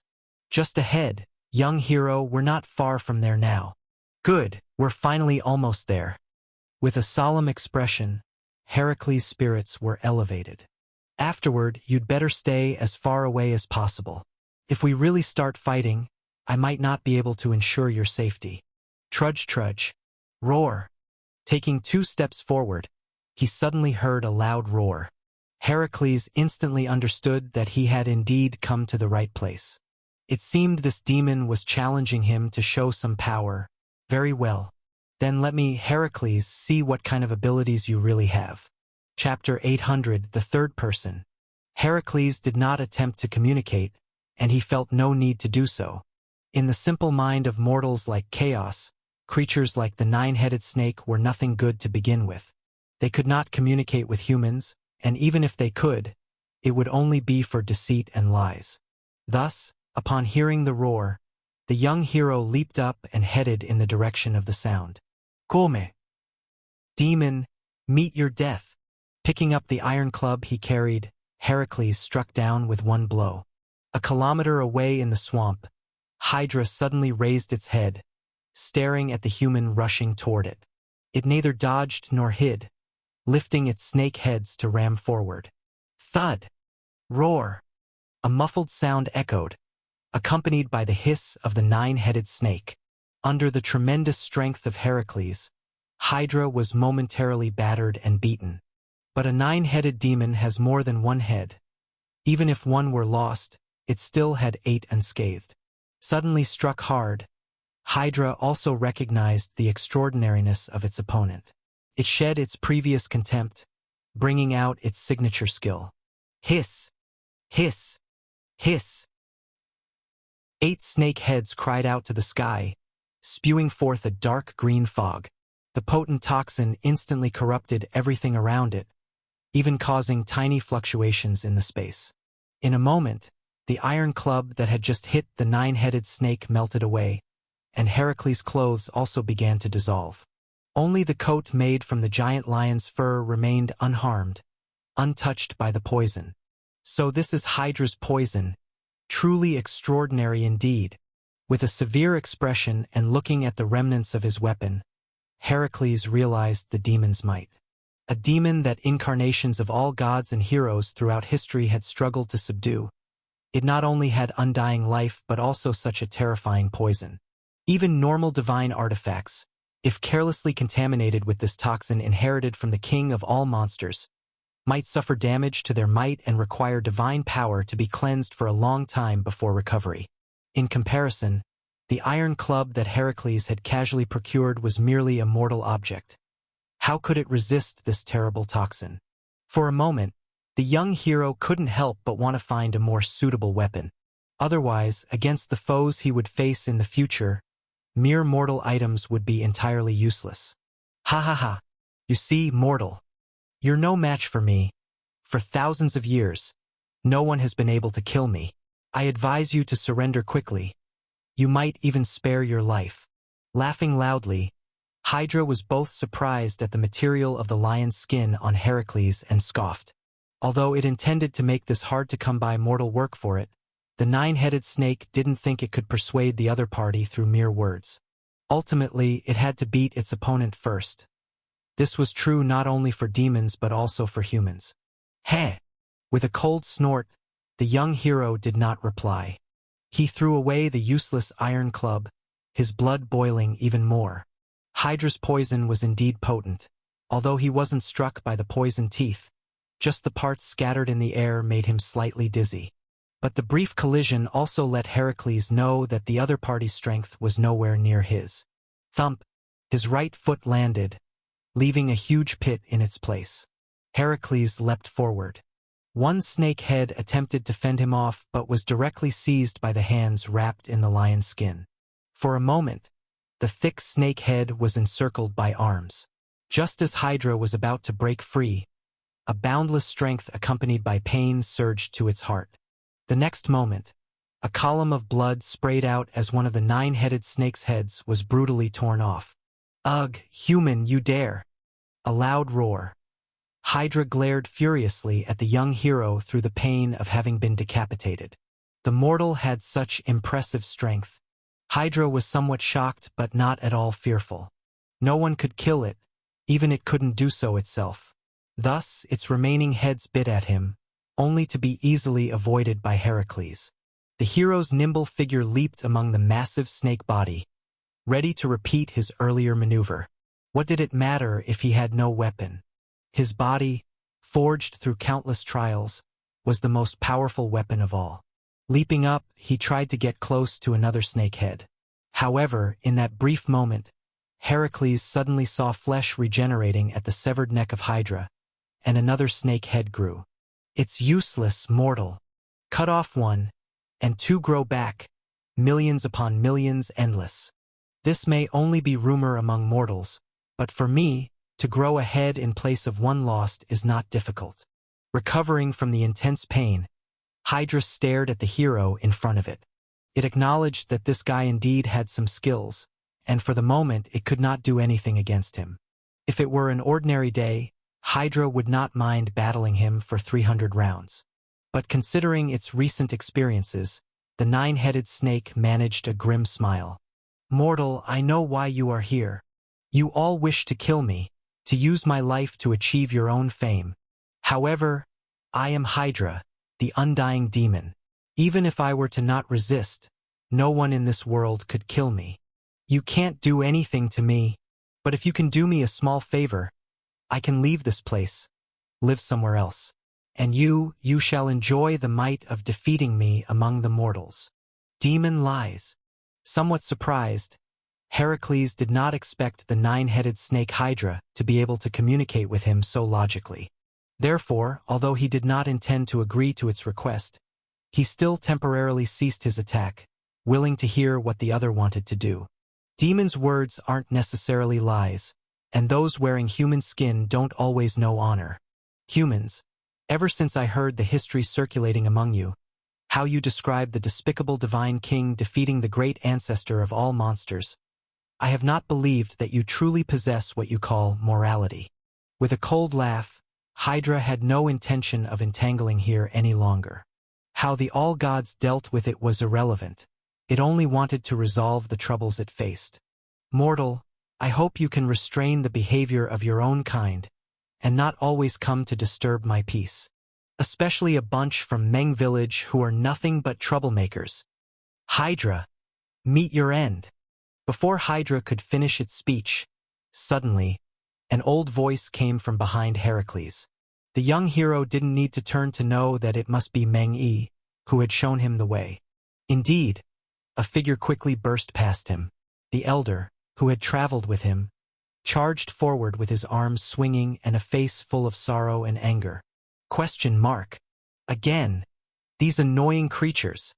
Hydra's expression changed with the intent to kill the man with a swipe of its tail. But remembering its purpose, it forcibly held back. The nine-headed demon tried to muster a smile, then gently swayed its tail, attempting to push the old man aside. The timing of his arrival was just right. Conveniently, I can let this young man take him away and make sure they no longer bother me. Bang! As it was contemplating where to go after ridding itself of the nuisance, the next moment, Hydra was left stunned in place. It watched as its tail, which was supposed to be gently pushing the mortal away, caused the man to collapse, blood flowing from all his orifices. This shouldn't be happening. Is he dead? But I had no intention of killing him. How did he die? Then again, on second thought, is the suicide technique of humans so advanced now? If it wasn't for my direct intervention, I couldn't even tell that he had actually killed himself. Hydra, how dare you commit murder before me? A roar erupted, instantly disrupting the nine-headed demon's thoughts. Hydra raised its heads only to meet the enraged Heracles. The young hero clearly did not expect Meng Yi to die before him, nor did he notice how the demon before him had cleverly killed the poor elder. Looking at its fierce expression, I actually thought it was smiling earlier? What a mistake. Indeed, many a demon are adept at deception. I must have been too naive to fall for its delaying tactic. Nine-headed Hydra, meet your end. No longer hesitating, with a furious shout, Heracles rushed into battle. Hydra's regenerative ability might be formidable, but he was not without means to handle the creature. After all, he was no longer alone. The undying Andy had given him a solution. If the Hydra cannot be stopped, then find a way to disable its capability for evil, to divide it into parts. And Andy used the conceptual threads to link them together, so in some sense they remained an entirety. Since it was still complete, there was no need for regeneration. And since it was now divided, each part's strength was significantly diminished. Although it might not be possible to kill Hydra outright, if it could be rendered incapable of harming others, Heracles thought the solution was good. Such a ferocious demon, it was better to suppress it. If left to roam free, who knows how many more would perish because of it. Boom! Boom boom! Bang! Within the unchanging swamp, the sounds of a great commotion reverberated endlessly.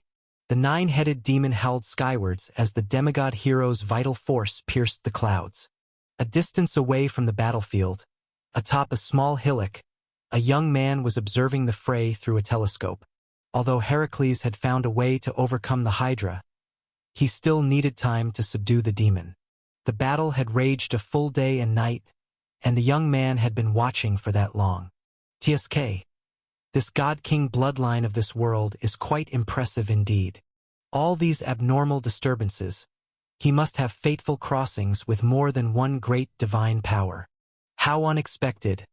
I was merely looking for some information, yet stumbled upon such an intriguing affair. With a smile playing on his lips, Amon put down the alchemical telescope, conveniently acquired from who knows where, and glanced casually toward the distant sky. There seemed to be something hiding there, likely a god, probably the wind gods of this world. It seemed to be following the son of God-King, but sadly, my current power is far insufficient. Otherwise, inhabiting his body wouldn't be a bad idea. No matter, there is plenty of time. Compared to Heminu, chaos is far more interesting.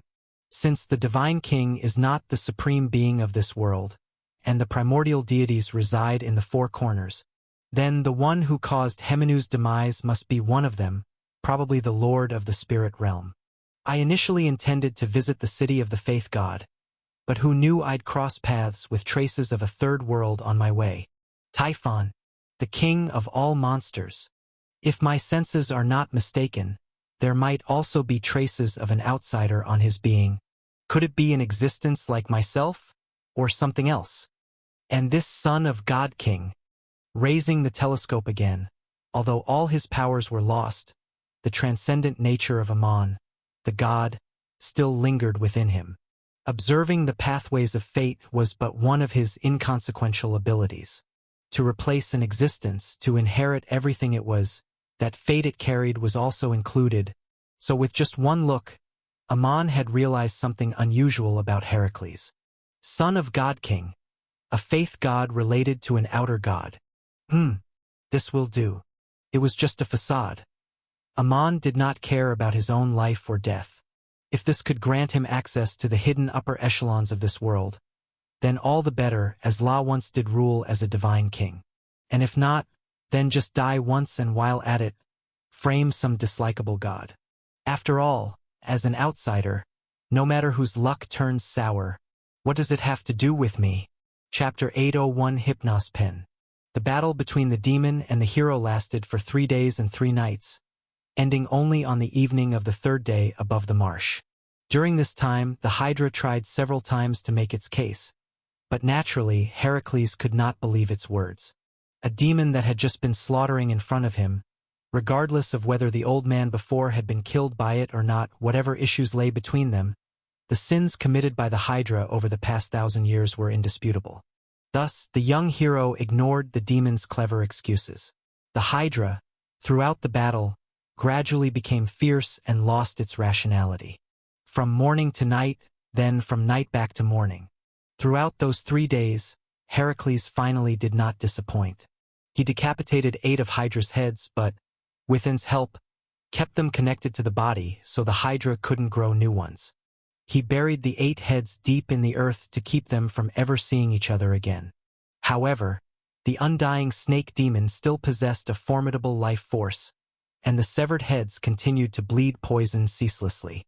The poison blood contaminated the soil, spreading to the surface and creating 8 vast poisonous marshes. Various insects and rodents began to reproduce there, fostering an ecosystem distinct from the outside world. As for the body of the Hydra, it was also dismembered. Its organs were removed, and the Hydra lost its strength. The poison teeth were extracted, stripping it of its ability to resist.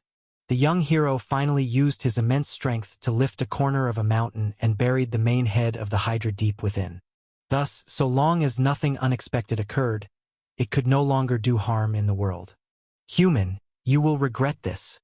Beneath the mountain, though stripped of its poison teeth, the Hydra remained ferocious. However, compared to before, its mindset had somewhat improved. For some unknown reason, though it was now in a pitiful state, the ominous premonition that had loomed over it seemed to have disappeared. It was as if the knife that had been poised at its throat had been removed, or perhaps the knife wielder had found a more suitable target. You killed me for the sake of humans. You acted on the gods' will, but powerful mortal, do you really know their true nature?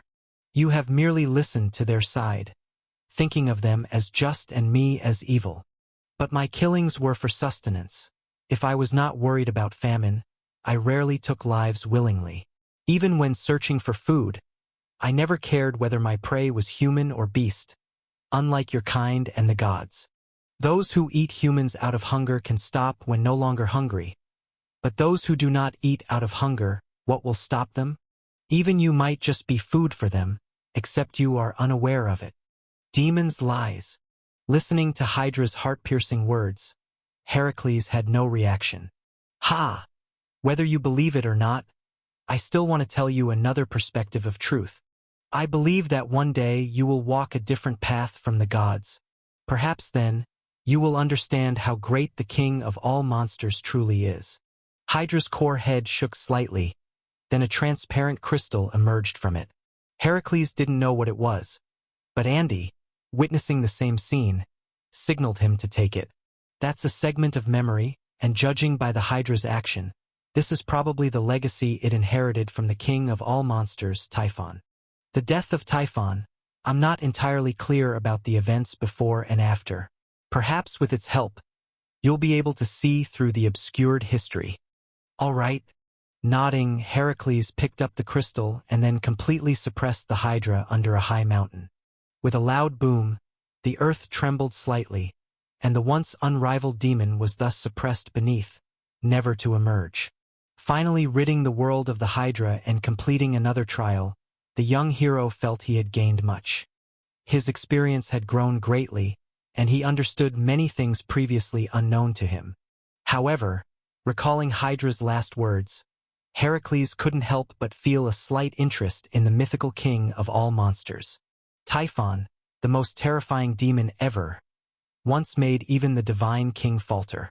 What might such a being have left in its memories? No rush. Let's first leave this place. Storing the crystal stone, Heracles was in no hurry to examine its contents. Though the young hero was not afraid of the toxic barrier here, it didn't mean he enjoyed the ambience. Moreover, although victorious in the previous battle, that didn't mean he was unscathed. Hydra's poison was truly dreadful, and lion's skin couldn't cover his entire body. Thus, inadvertently, Heracles did get contaminated with some venom. Though not a grievous injury, it still couldn't be taken lightly. Now that his mission was complete, Heracles embarked on the return journey.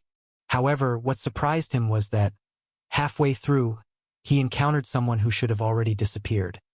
He was a young man with dark hair, tied to a big tree and clearly had been unconscious for a long time. The young hero naturally rescued him, but the outcome surprised him. "You're saying you're Ammon? Weren't you killed by Hydra?" Heracles frowned slightly and asked the young man who was wolfing down his food. Had he been deceived again? But the old man who had led the way was dead. What would he gain by deceiving him? "Hydra? I don't think so. I was just robbed by bandits on my way to Silver Moon City. As for you, I'm grateful you saved me. But we haven't met before, have we?" The young man, clearly starving for days, bit into a flatbread and asked in return, somewhat curiously. It seems I was mistaken." After a moment of silence, Heracles reflected, but found himself at a loss for words. Indeed, the old man had never mentioned that Ammon was dead. He had only said he was missing. Although Hydra was the most fearsome creature around here, it wasn't necessarily responsible for every misfortune in the area. Thus, everything made sense. From Hydra's perspective, it indeed hadn't killed Ammon, but its death wasn't entirely undeserved either. After all, Meng Yi's hatred was merely a catalyst. The creature had killed countless mortals over the centuries. Whether or not Meng Yi provided guidance, he would have eventually come to kill it. Realizing his mistake, Heracles quickly came to terms with it.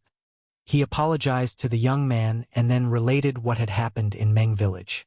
For a moment, the young man named Ammon looked profoundly impacted. Heracles saw in him a reflection of himself when he had killed his kin. Both were tormented by a mistake that led to the death of loved ones, making them eerily similar. "So, hero from Thebes, you're undertaking this quest to complete the deity's trial and uncover the secret of resurrection?" After a long time, the young man, appearing to have recovered from the shock, asked.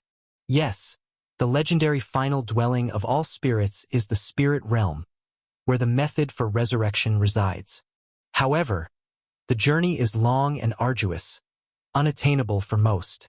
Recognizing the young man's intentions, Heracles advised him. Yet, suddenly realizing that his relatives and neighbors had died because of him, Ammon was not about to give up. "I wish to accompany you, and I am not as fragile as you might think. Since you met my grandfather, you must have noticed something unusual about him." "You mean?" Taken aback, Heracles quickly realized what he was hinting at. If by unusual there was indeed something peculiar. The venomous fog of Hydra was lethal, and ordinary people likely would have perished from the swamp's gases before even reaching it. But the old man named Meng Yi had withstood it unfazed, navigating the area with ease. "That's a secret technique of our family. We know certain secret arts. Though we're not powerful, we can be of great assistance in many situations. And whether you wish for my company or not, I'll continue to seek the secret of resurrection. Knowing this, will you still refuse me?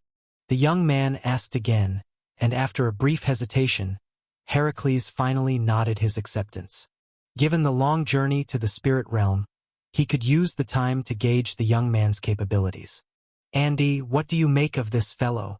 With another member joining their group, Heracles still harbored some doubts about Amon's inclusion. After all, he knew very little about him, though truthfully he knew just as little about Andy. As for him, I don't see any issues, but from many years of experience, this man named Amon gives me an odd feeling. The puppet hadn't spoken, yet his voice still reached Heracles' ears. Everything about him seems normal, but there's a discordant vibe. It's a pity. If I could find that divine artifact, maybe I'd be able to discern if there's something amiss with him.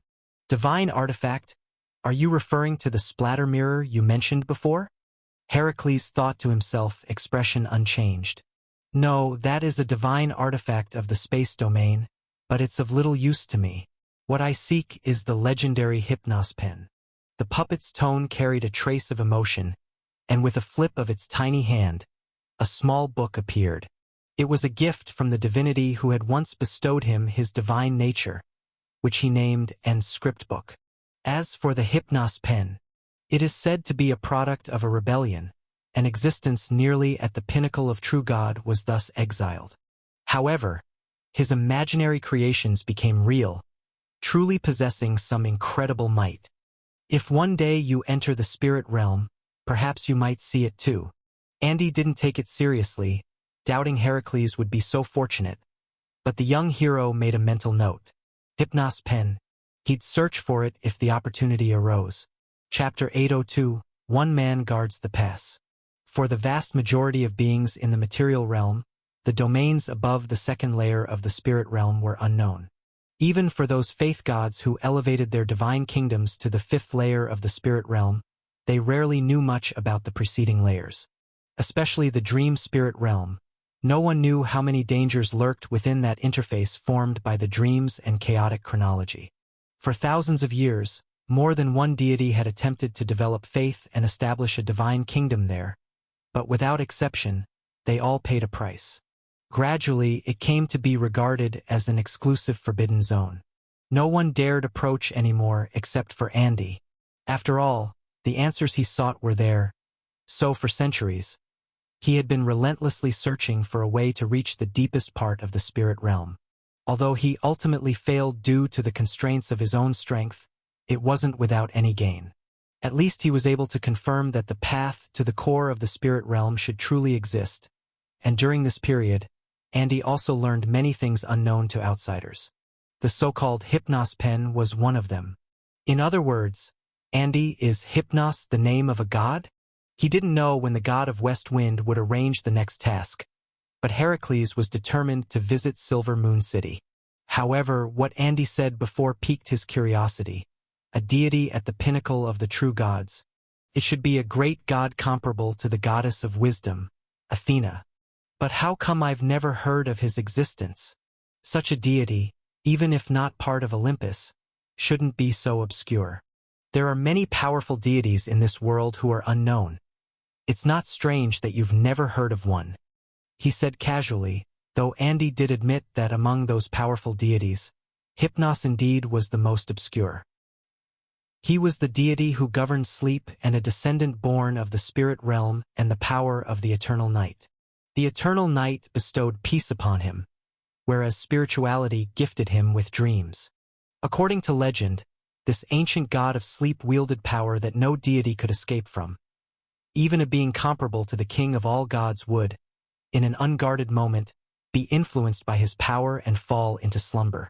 Thus, the great will of the spirit realm designated the third layer of the spirit realm as his domain, and he became even more arrogant. Of course, this also fueled his ambitions. I see. Heracles nodded slightly. Even without hearing the rest, he could guess. Every divine king throughout history was like this, merely a rebellion. Except this deity named Hypnos did not succeed, leaving behind only a divine artifact to witness his glory. However, the god of sleep, Vaguely, Heracles had an intuition that he might find slumber to be useful in his future trials. Although he was confident that his strength was unmatched, that confidence only applied to the mortal world. Not to mention the future possibility of going to the spirit realm, even the underworld and the stars had power levels beyond demigod. In such places, no one dared claim invincibility. Heracles was confident but not an arrogant lunatic. So, Andy, do you know where this banished god of sleep went? Or, is there anything in this world that contains his power? I don't know about that. Even within the spirit realm, few beings understand his whereabouts. Shrugging, Andy admitted his ignorance. However, after pondering for a while, he provided another answer. I naturally don't know the true whereabouts of the god of sleep, Hypnos, but I do know of a place where something containing his power exists. Where? Instinctively, Heracles asked, then realized he was no longer alone. Heracles turned to look at the young man named Ammon, but Ammon, who noticed his movement, just smiled at him, seemingly unaware of what had been said. It should be in the eternal night land of the underworld. That place wraps the domain of the underworld and is also the essence of the primordial god, an eternally peaceful holy land. Without regard for Heracles' actions, Anne's voice grew solemn. The mother of night resides here, and it's said that the god of sleep was also born here. In those ancient times, Hypnos walked out from there and never returned. However, in the place of his birth, his power must have remained. I see, the eternal night land, huh? Learning something more, Heracles nodded silently. However, seeing his reaction, Andy immediately warned him. Don't overthink it. Just because I told you doesn't mean you can go there. The eternal night land is unlike anywhere else. It's a forbidden zone for all humans and gods on Earth. Even the king of all gods on Mount Olympus would not dare tread there lightly. Though you may seem strong, you are nothing there. Unless you find the correct path, you have no business there. The correct path, what is that? Heracles pressed further, and Andy casually responded, the correct path? I'm not exactly sure myself. But nothing is absolute. Even the domain of the primordial god is the same. It is said that in the eternal night land, there exists the one correct path, also known as the legendary path of Nyx. Following this path, you can avoid 90% of the threats there. Beyond that, anyone or god entering the eternal night land essentially faces death. Chapter 803, One Man Guards the Pass _2. Swoosh! To the west of the Aigaleo Mountains, a vast wasteland. The sound of the wind howled, rustling flags and fallen leaves. The cold, early winter wind lashed at the soldiers' faces. It must be said that this was not an ideal season for dispatching troops. Yet, the mythological era was inherently different, and many rules of later generations could not be applied here. So, as long as logistics were secured, the morale in this camp was quite passable. Especially since not long ago, Mycenae's main force had finally arrived here, and leading them was none other than the hero renowned across all countries, Agamemnon, Gamma Alpha Mu Mu Nu Omega Nu, meaning steadfast. In his prime, the king punished the vanguard officer, ordering him to be a death seeker in the future battles. He would be forgiven only if he survived 3 times. Then he reorganized military affairs, planned the future positions of the arriving countries, and invited Odysseus and the leaders of Argos to a banquet. At the banquet, Agamemnon candidly admitted his misjudgment in employing the wrong person but also angrily rebuked the Athenians' treachery.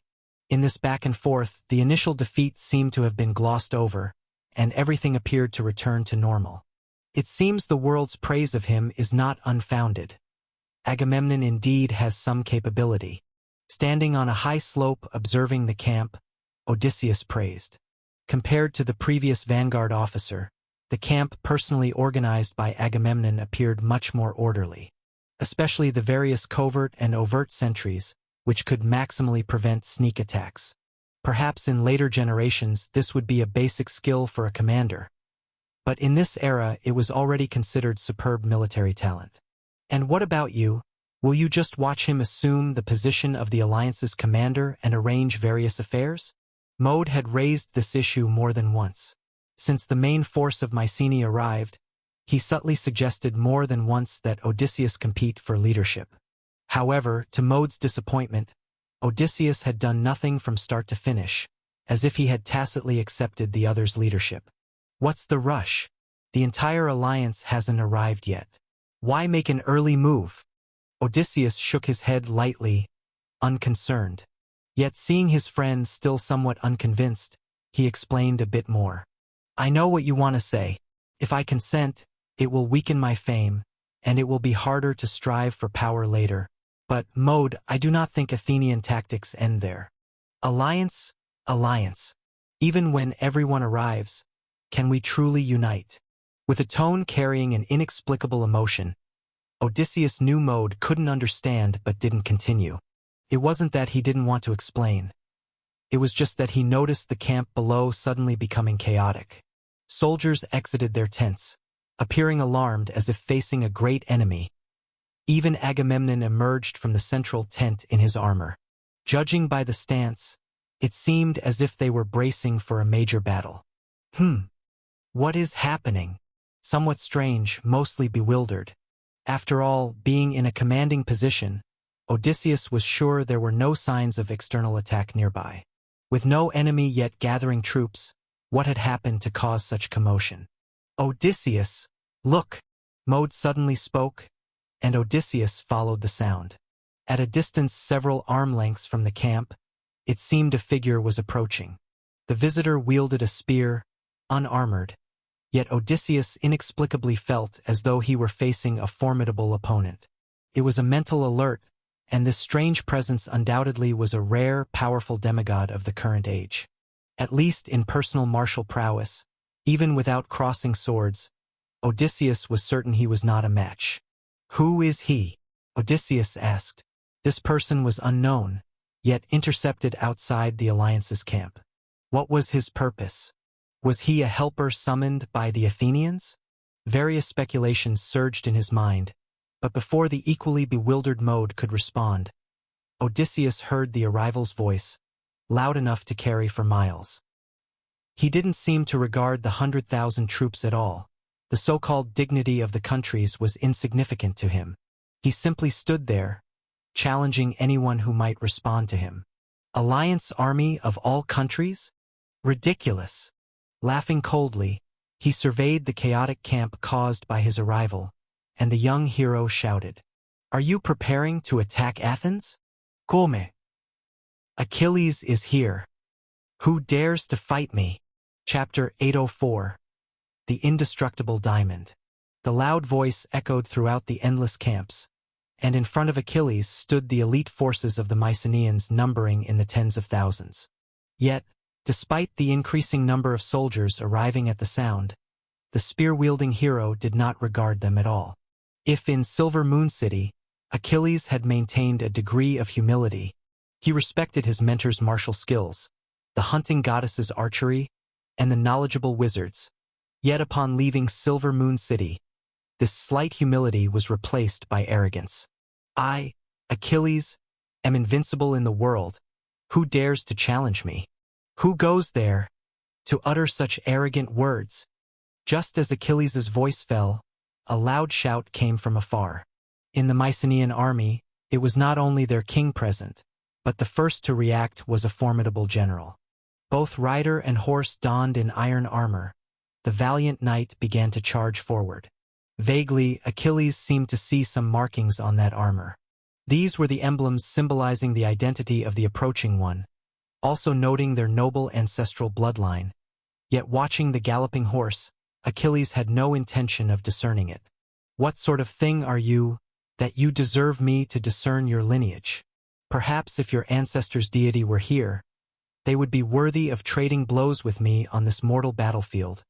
But you, this unknown descendant, first take a strike of my undying, then I'll grant you a chance at survival. Come! With a burst of laughter, Achilles swung his long spear, drawing an arc in the air. Then he slightly bent his legs, and suddenly leaped. This action happened in an instant, the thought scarcely a fleeting moment. Before him, the knight was charging towards him. The blood throughout their body seemed fused with the strange steed beneath them. This was the descendant of Poseidon, the divine horse Arion. Though its blood had thinned through countless generations, yet like its master, it bore the bloodline of the deity. The knight and steed working in tandem could unleash a force far greater than the sum of their parts. But at this moment, the offensive and defensive momentum was entirely reversed. Clang! Bam! The long spear and the lance clashed, merely pausing imperceptibly before continuing to press down. The horse, speeding along, as if struck heavily, let out a crack. The foreleg of the descendant of the divine horse shattered, leaving a long groove on the ground. As for the horseback, the Mycenaean general had not the time to react. In a mere daze, his arms shattered under immense force, and he himself was struck off the horse. Yet, the wielded spear did not halt. Instead it crashed with even greater force onto the general's armor. Like tofu against a knife, offering no resistance, with the sound of shattering armor, the consciousness of the Mycenaean general instantly blurred. Dimly, he seemed to hear disdainful mockery. "Ha! I expected as much. Among ordinary people you have some skills, but it amounts to only this. I hope your king doesn't bring me too much disappointment." Boom!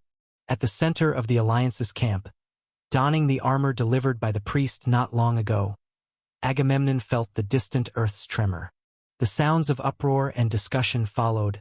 Emotions of shock spread among the soldiers as if infectious. At this moment, even though the brand-new armor reportedly came from the hands of the god of craftsmanship, the heart of the king of Mycenae was icy cold. In such a scenario, could it be the Athenians' great army has arrived? But why did the sentries he arranged not report in advance? Armies of a scale exceeding 10,000 could not possibly approach without a sound that defied logic. But if indeed that's the case, then even if the war god were present, defeat would be inevitable. Come, how many Athenians have arrived? Where was the alert? Why was there no advance report? Where have the patrolling cavalry outside the tents gone? With an unpleasant expression, Agamemnon harshly rebuked. Yet under his rebuke, aside from equally bewildered guards, the messenger soldier wore a strange expression. "Your Majesty!" After a moment's hesitation, the soldier reluctantly spoke. "No army. There is only one person. One person. Yes, there is only one person." The soldier confirmed, but knowing what the king wanted to ask, he continued.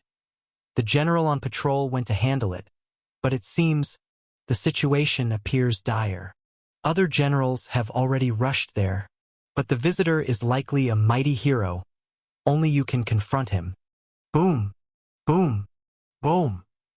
Before he could finish speaking, there came 3 more thunderous roars, as if a giant were striking the earth, but no further sounds of skirmish arose. As the soldier described, indeed, it was not the noise brought by an army, but rather that of a powerful hero striking the camp with extraordinary force. Chapter 805. The Indestructible Diamond _2.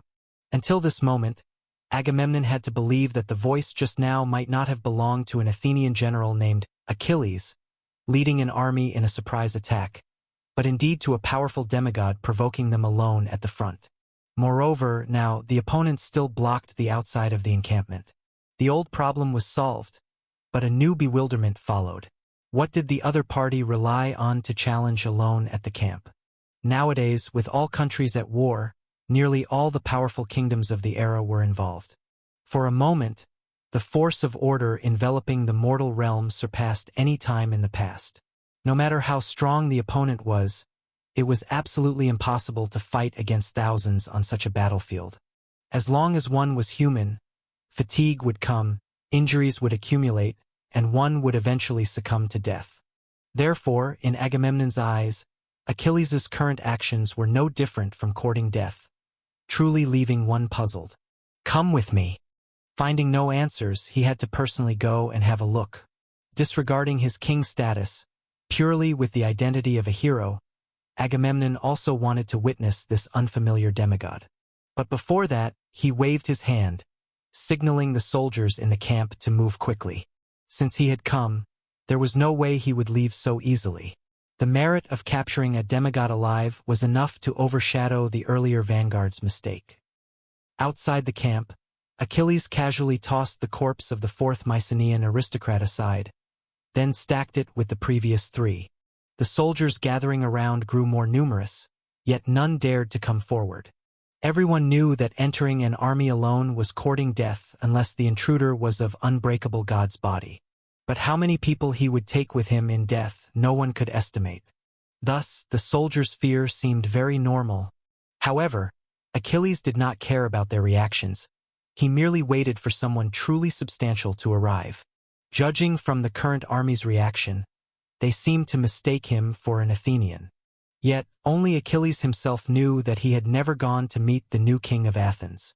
On one hand, deep in Achilles' heart, he looked down upon that princess who had merely picked up a throne. On the other hand, it was because of his inner pride. Since coming westward, the young man with an unbreakable body, although determined to achieve immortal feats and make his name sung across the mortal realm, knew it was not something accomplished overnight. Especially as someone still obscure, few on the great earth recognized him. If he went to Athens just like that, he might receive reception or he might face contempt, but in any event, Achilles would inevitably have to showcase his abilities as if performing. But such attention, I don't need it at all.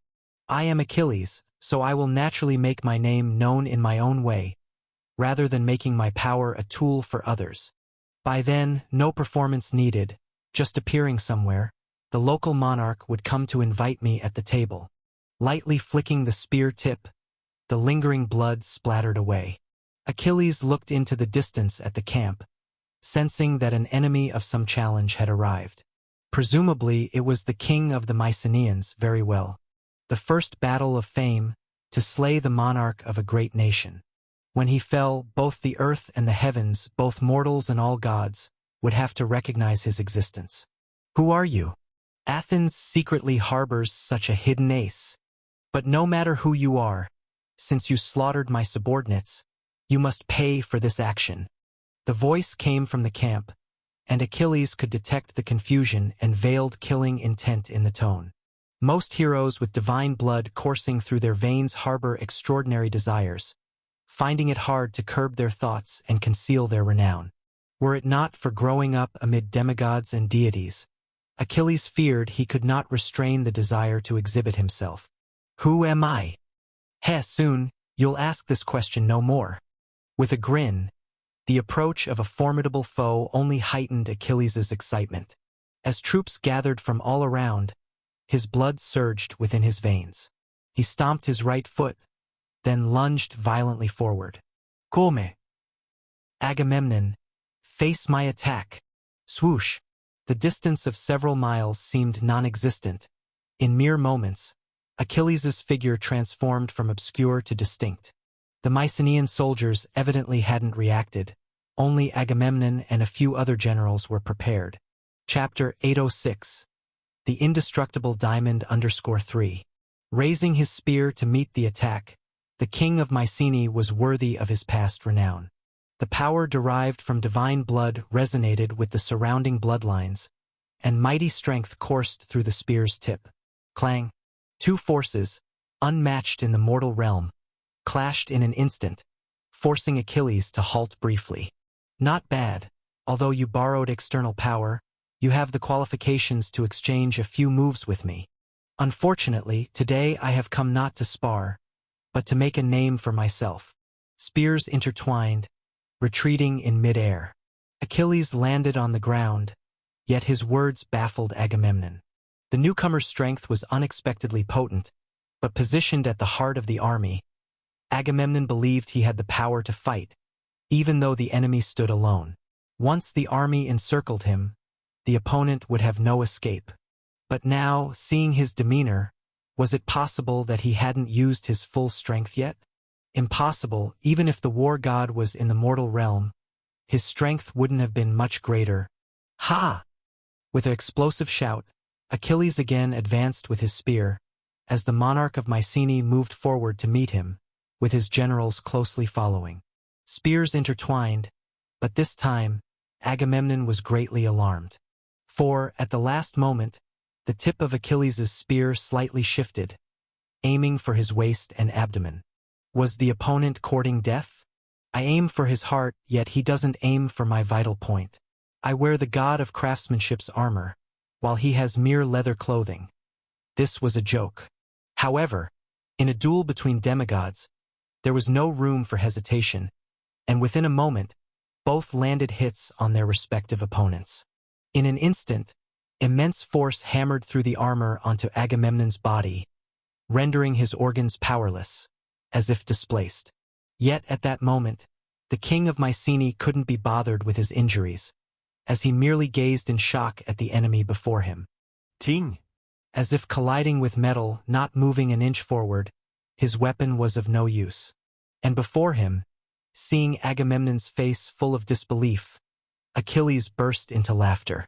Ha ha ha ha ha! Useless! But Agamemnon, I acknowledge your strength. Were it not for meeting me, there are few in this world who could defeat you. But alas, I am the war god, Achilles. Stepping forward, though admitting the opponent's strength, Achilles had no intentions of sparing his opponent's life. Victory means life, defeat means death. This was the law of the battlefield. Though relying on his undying body might seem dubious, was it not also a form of ability? You are not enough, bring Ares. Leaving these final words, gripping his spear firmly, Achilles stared directly at his first true enemy since his debut. I will remember you, but it will be after your death. Yet just as he prepared to deliver the fatal blow, the self-proclaimed war god's expression faltered slightly, swirling his spear as if to guard against something unseen. Ting! Whoosh! A metallic clang resounded, followed swiftly by the sound of the air being pierced. Achilles ultimately failed to block the incoming attack, as a hole appeared in the sleeve of his left arm. Who is it? His expression darkened. Although uninjured, Achilles still felt provoked. This was his first battle since his debut. How could he return without achievements? What is going on here? Far away, atop an unnamed low peak, the blonde deity also questioned. Hera instructed him to ensure the safety of the Alliance's heroes, and so he did. But stealth attacks are never good, thus he only aimed for the opponent's left arm. He had already prepared. Should his single strike lead to Achilles' capture, he would find a way to set him free afterward. This period in captivity would serve as punishment for his arrogant self-proclamation as the war god. However, what the blonde deity never expected was that his golden arrow and silver bow failed here. Achilles couldn't evade his stealthy arrow, yet he too couldn't affect his unbreakable body. Chapter 807. The strong deserve respect. Certainly, here is the translated text. Ding! The arrows failed to hit their mark and vanished into a formless mist before touching the ground. Achilles traced the direction from which the golden arrow came, as if seeing a sun. The god of light, Apollo, revered as the god of sun by the mortal realm, rode a golden chariot. The blonde and handsome deity, though surprised by the ineffectiveness of his attack, notched another arrow, his intent to intimidate evident. Although Apollo had no particular issue with Achilles, and regarded Athens with a neutral stance, having agreed to Hera's request, he would not allow Agamemnon to die before him. Even if he would later abandon this responsibility, he was determined to fulfill his duty now. A deity? Shifting his focus away from the king before him, Achilles watched as Mycenae's soldiers rescued their king, defeating Agamemnon, who commanded vast armies. In just 2 moves underscored the unmistakable gap in strength between them, relying on Agamemnon's ignorance of his unbreakable body. He escaped, but compared to a mortal king, a truly immortal deity excited Achilles more. The seemingly distant expanse could not obstruct his sight, and he clearly saw the blonde deity on the distant mountainside. The sun god Apollo, the finest archer among the Olympian gods. If even his arrows were so ineffective, then how formidable could these gods truly be? Ha, Apollo! It was fine when you merely drew the sun across the sky, but today, How dare you come to the mortal realm to challenge me? Move aside. Shwa. The spear swung in a half-arc, swiping away the obstructing soldiers. With his eyes on the distant sun god, Achilles contemplated one of the 12 Olympian gods. Since you dare stop me here, let me taste your worth. Whoosh! Arrogant scoundrel, but you do have some skill. Muttering quietly, he loosed another arrow. However, this time Apollo saw his arrow deflected by Achilles, who was well prepared. Despite the strong force pushing him back dozens of steps, it did not cause any real harm. This mortal, for a moment, Apollo found him quite troublesome. Another undying body that could not be harmed by sword or dagger, yet it was not the first time he had encountered this situation over the years. In the vast mortal realm of chaos, there were more than just this one with similar abilities. To the west of the continent, beyond the reach of humans and rarely visited by the gods, slumbered ancient evils banished by the gods.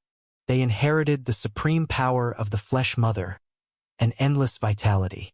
In the center of the continent, not far from the ruins of Mount Olympus, the Sphinx with the body of a lion and head of a human had also relocated there. It inherited the power left by Typhon, the king of all monsters, when he fought the king of gods. This power connected its life to the order of the current realm.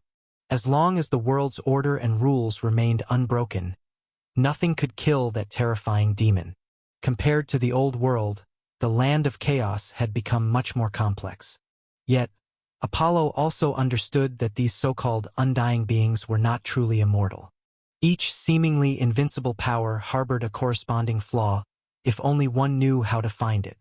The ancient evil's power stemmed from the mysterious life authority of the Flesh Mother, so to counter them, one would require equivalent life or the corresponding death.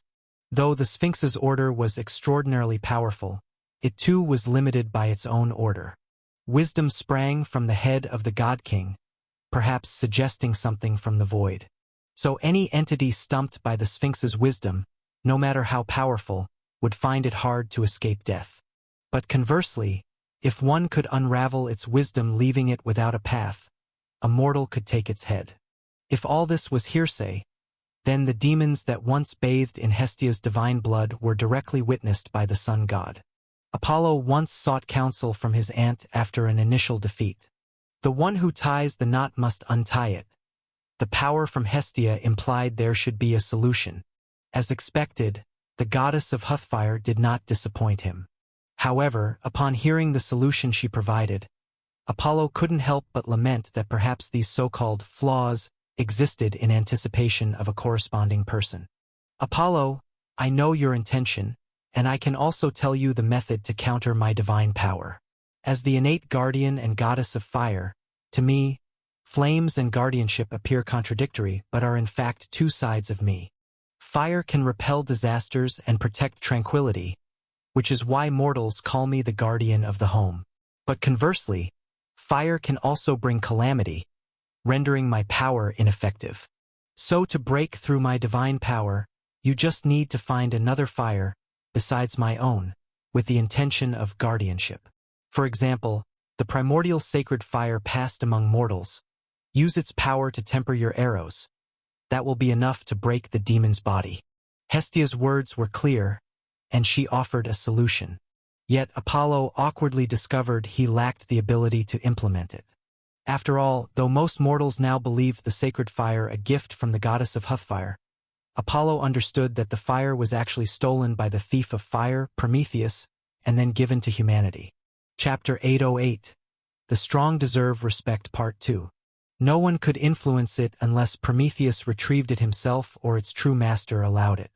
Otherwise, even though Apollo was the principal god of Olympus, he had no way to handle it, much less borrow its power. Therefore, in helplessness, Apollo had to give up recovering his dignity, watching the demon wander in the northern lands, leaving behind only an ambiguous prophecy. The one to slay the Noma's lion would surely be a force from humans. It wasn't that he couldn't kill this demon, but the god of sun foresaw the future. This was a test left for the mortal hero. For the moment, the troubles Apollo encountered were resolved. Of course, from the final result, it seemed his prophecy was indeed fulfilled. Heracles killed the giant lion as a human, and perhaps later mortals might thus believe that the god of sun also possessed the ability to foresee destiny. However, although the Noma's lion was now slain, Apollo faced yet another hero with an undying body. Behind every undying one lay certain powerful forces at work, forces even deities found hard to defy. He knew the flaw of the former well, but what was the latter's vulnerability? Ares, so it was you. You finally came. Watching Achilles still fighting among the mortal army formations, yet faintly charging towards him, Apollo first frowned and then his expression relaxed. As a deity, avoiding a mortal's challenge was not considered honorable, but if he couldn't break the undying body, Apollo indeed had no way to handle him. Thankfully, since Ares had arrived, he was no longer needed here. You must have heard too, war god Achilles. This mortal calls himself by that infamous name. Since you are here now, leave it to you to handle. Being the genuine war god, you shouldn't be unable to deal with even him, right? Speaking indifferently, Apollo put away the silver bow in his hand. Humph, Apollo, I don't need you to remind me of my own matters. With an unfriendly expression, Ares descended from nearby atop his bronze chariot. Strictly speaking, Ares and Apollo had no grievances, but the war god couldn't tolerate Aphrodite's sometimes admiring glances toward Apollo, yet he couldn't bear to reprimand the goddess of beauty. As for Apollo, if Ares openly rebuked Aphrodite, he actually wouldn't defend the goddess of beauty, but if Ares merely misdirected his anger, Apollo wouldn't tolerate it either. Thus, over time, the relationship between the two had soured. Although it hadn't escalated into major conflicts, verbal disputes were never few. Very well, Achilles is it, I'll remember you. Not even Athens' Theseus is as arrogant as you. Since you want to be a war god, let me send you to the abyss to achieve it then. Ignoring Apollo, Ares' final shout echoed across the sky, sending birds in the mountains and forests scattering in panic. With a loud call, the war god summoned his bronze chariot and its 4 divine horses, then charged towards the battlefield of the mortal realm. Not everyone in this world had the right to challenge a deity. If he tolerated this, he truly would have no need for the mantle of war god. Clang! Bang! As spear collided with bronze sword, the latter was immediately repelled.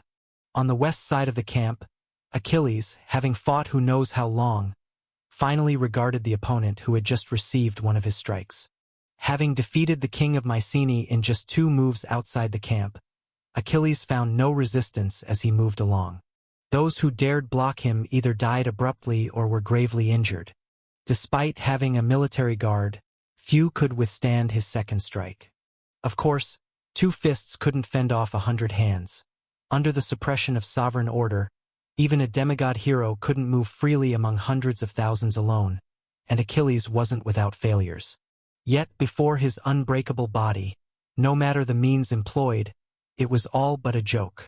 Who are you? Vaguely sensing a powerful presence approaching, Achilles wasn't in a rush. Since a god had come knocking, he wouldn't mind this little time. As for the one who had withstood his strike without harm earlier, despite the aid of military formations, they clearly weren't ordinary. I am Odysseus, king of Ithaca, mighty hero. You shouldn't be an Athenian, right? With his arm slightly trembling, Odysseus was inwardly startled.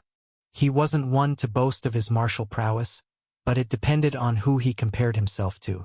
However, in merely a brief confrontation, Odysseus realized that Agamemnon's loss was not undeserved. Even knowing the other's unbreakable body beforehand, he might only withstand a dozen rounds before defeat. As for himself, he was even less of a match. Odysseus, I've heard of you, but whether I'm an Athenian or not, what does it matter to you? Nodding slightly, Achilles slowed his steps. His gaze swept around, and upon noticing him halt, the soldiers nearby dared not venture forward easily. Athenians, though rebellious, hold respect for all gods, and they themselves are devout followers of the goddess of wisdom. But your earlier words showed no sign of reverence towards deities. That's because they have no reason to revere. Once I've bested Ares, who the war god is won't be certain. Smirking with disdain, Achilles replied casually. The deities were born immortal. How could you possibly compare to them? Observing the spear-wielding brute stop, Odysseus felt relieved. He wasn't as strong martial-wise, yet since the foe wasn't an Athenian, perhaps he could persuade him with words. Achilles, I've heard the celestial god and Mother Earth were born with the world. Without them, there wouldn't be the world today. Then the Titans' deities perfected all things and all spirits. With them came mountains, rivers, and seas, the sun, moon, and stars. Such creation, how could you compare to it? No matter the strength you possess, how can you match the deities? Odysseus's words were known truths. Even Ares, who was rushing over from afar, softened upon hearing them. Although not directed at himself as a member of the deity race, how could they be compared by mere mortals? Yet hearing this, Achilles was all the more disdainful. Oh, is this your so-called reasoning? Then let me ask you, according to your reasoning, what should be the crime for theft? Naturally, the crime should depend on the value of the stolen item and the identity of the person from whom it was stolen. Odysseus replied, Is that so? But as I see it, perhaps not. Spinning his spear, Achilles laughed loudly. I've heard that mortals who steal aristocrats' swords and horses are executed under national law, yet a deity who stole the throne of the divine court could become a sovereign king ruling the world. This is the logic of strength over rules. I believe that positions in this world are not fixed, nor is the destiny of all things bound by norms. They're just waiting for the competent to seize them, and I am that competent one. Come, Ares, I know you've arrived. Aren't you the famed war god? Let's fight here between you and I. If you win, so be it. If you cannot, then the seat of war god, why not let me have it? His voice shook the heavens, causing the clouds to scatter in waves. Even with all his reasoning, Odysseus couldn't argue with such a madman. But now it wasn't up to him to resolve this. As Achilles' ominous words fell, Odysseus heard a furious roar. Arrogant mortal! I must kill you! Hair bristling with rage, Ares was now livid beyond measure. If such a madman were left alive, how could he still have the face to sit in Olympus's golden palace? Kill! Leaping forth from his bronze chariot, Ares brandished his sword. You must die, and not just you, but all your kinsfolk, everyone related to you. In the name of the war god, I swear, between the two of us only one shall remain. Chapter 809. The Armless Venus. The vows of the gods held their own power, and Ares, in his wrath, was no different. As he spoke, the rules corresponding to his godhood resonated. If he were facing another mortal under the influence of the order of war, Ares might have easily taken them down, though it was uncertain what cost he might pay. But at this moment, an immortal god and an undying mortal gazed at each other from afar. One was gifted with the essence of immortality by earthly might, and the other, baptized by the Styx River, possessed an undying body under the ritual track's protection. At this moment, no one knew who would finally emerge victorious in this conflict over the name War God. Yet all were clear that since neither would die here, the struggle would not cease. Apart from the fabled goddess of fate, no one could predict their fate, and perhaps even the goddess of fate herself could not know. Kill! On the battlefield, with a single word in response, Achilles tossed aside his spear and strode forward. The weapons of mortals had reached their limit. They couldn't clash with a god's weapon, even if it wasn't a true divine artifact. This godly weapon, in others' eyes, had no right to participate in this struggle. Against a true deity, Achilles could only rely on his own body rather than a weapon. Audacious! With a shout of rage, Ares, opposite the hero, raised his angry brow and glared furiously. A mere human daring to disdain him so, even discarding their weapon. In such a case, if he advanced with his sword, even in victory, Ares feared he would become a laughingstock among all gods. Clang! He tossed his shield and sword onto the bronze chariot, making a crisp metallic clash. Ares abandoned his weapon and also strode forward, preparing for a hand-to-hand fight with the foe. Even though not all mortal martial arts originated from him, Ares was certainly familiar. With a dull thud and the ground vibrating, in the center of the battlefield, two perfect statuesque bodies collided. Boom! The primal combat clashed fists and palms, with strength meeting strength without frills. In original mythology, Heracles once bested the divine King Zeus, who hadn't revealed his divine form, shocking gods both above and below. Now, the war god Ares indeed still did not match Zeus, but Achilles was still an unknown. Today, his existence became known to the world. Regardless of victory or defeat, this battle of the war god against the war god would certainly be recorded in history, for future generations to admire and revere their predecessors' exploits. Boom! Ah!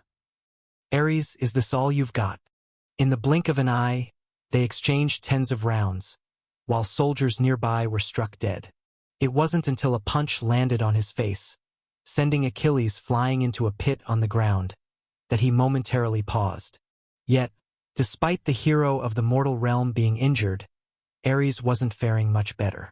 Kicked in the waist by the young hero, had it not been for his divine body's resilience, his innards might have been pulverized. For a while, Achilles couldn't help but burst into laughter. Though he wasn't obviously winning and there was still a disparity in strength, he knew he was bound to win this battle. His opponent wasn't just anyone. It was the war god Ares. As the master of war, his every move was influenced by his authority. The more formidable Ares's momentum, the more intense his will to fight, the more power he displayed. Conversely, if he couldn't seize victory, what he possessed would gradually slip away. After all, war always favored the victor, and even the courage of a desperate encounter would diminish twice, thrice, until exhausted. Damn it, mortal! Do you really think you can best me? Even without my guard here, don't think you can defy me. Aware of the problem's severity, Ares cursed himself for not being born earlier. Unlike the Titans deities of the Second Age, perhaps due to the world's initial opening, the deities were also influenced by the world, leading those ancient sacred beings to possess immensely powerful true forms and physiques. Thus, they were born knowledgeable, with many reaching maturity at birth. Yet, as a later deity, even though Ares, as war god, was stronger than his siblings, it still couldn't satisfy him. Just some unknown method to temper this unyielding body. Yet I can sense it. This state of neither life nor death is far from normal. There is no power in this world that comes effortlessly. An undying body. Do you think you're truly invincible? With a sneer, after a brief fight, Ares deemed he had seen through the illusion. During their earlier encounter, he had felt it, that within Achilles' body, Ares couldn't sense any sign of life, and there was a faint natural hostility and repulsion against a deity. This feeling resembled something he had once experienced in the underworld, an aura from the Styx River that even gods feared. The Styx River, upholding the vows, maintained divine order, and its punishment for breaking vows originated from the broken order's innate hatred towards a deity's presumptuousness.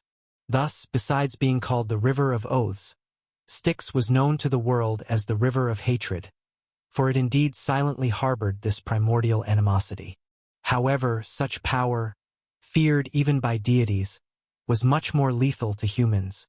When deities touched it, it merely dissolved their divine power and eroded their godhood, but mortals touched it only to meet certain death. Even the offspring of gods and men could only withstand it for a time, not dying immediately upon contact. Due to the non-human, non-divine aura within them, these demigods could allow the power of the Styx River to reside in their bodies for extended periods, though still within limits. No living being could have every inch of their flesh and blood tainted by the Styx River's power unless they had already eternally fallen into its depths. Considering this, Ares couldn't help but show a cruel smile, and his aura flourished once more. As long as his battle spirit remained strong, as long as he sincerely believed in his victory, this mortal could never surpass his own power. Let me find its flaw. Boom! The great battle resumed. Yet this time, even at the cost of taking damage, Ares unhesitatingly sought out Achilles' weakness.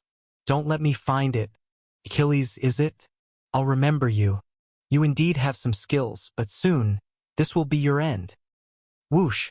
On the mortal world, outside the Mycenaean encampment, the sudden outbreak of battle indeed drew Ares's attention. Yet besides him and the ever-watchful Apollo, another deity happened to be nearby. The goddess of beauty, Aphrodite, was troubled because she bungled the matter of the goddess of agriculture Demeter. Furthermore, with her nominal husband not returning to the Mount of the Gods, she stayed here and noticed the commotion. Of course, the goddess of beauty's perception couldn't match that of the war god, nor could her speed surpass Ares. So when she arrived, she only saw Apollo's distant figure and the war god engaged with Achilles. Dust and smoke billowed on the earth, yet didn't escape the gaze of the goddess. With just one glance, she discerned the situation. Ares had utilized all his means, while Achilles fought more courageously. As time went by, the war god gradually realized that despite his varied trials, the keen insight granted by his war godhood hadn't glimpsed this mortal's flaw. Vaguely, his godhood even gave him a premonition. The man before him had no flaw. Despite its incredibility, the feedback from godhood couldn't be wrong. For a moment, his once surging battle spirit seemed doused with cold water, and Ares carried injuries from his previous confrontations. Although these were self-inflicted costs to probe his opponent, others couldn't know his thoughts. From an observer's viewpoint, it looked like Ares was being overpowered by a mortal, with no ability to fight back. This useless fool. Gritting her teeth slightly, Aphrodite felt a fury burning inside. Yes, I screwed up Demeter's affair, but if it weren't for you, Hera, would I have married this useless Ares? Also, you Ares, war god, more like the god of defeat. You can't even beat the gods. Now even some unknown mortal doesn't take you seriously. Who? Can't be angry, I must first take him away. Though Theseus is dead, your mistake could be excusable. If you lose again. Despite her discontent, Aphrodite decided to secretly assist. Once the mortal was repelled, she'd leave with Ares. Not to mention, Ares always fawned over her. With the great battle close at hand, the foundation of faith in the war god couldn't waver. Facing Athena in the future, she'd need the authentic war god to exert his power. Thinking this, Aphrodite quietly concealed herself, sneaking towards the battlefield. Such stealthy divine arts could easily be seen through, yet it depended on who used it and who the enemy was.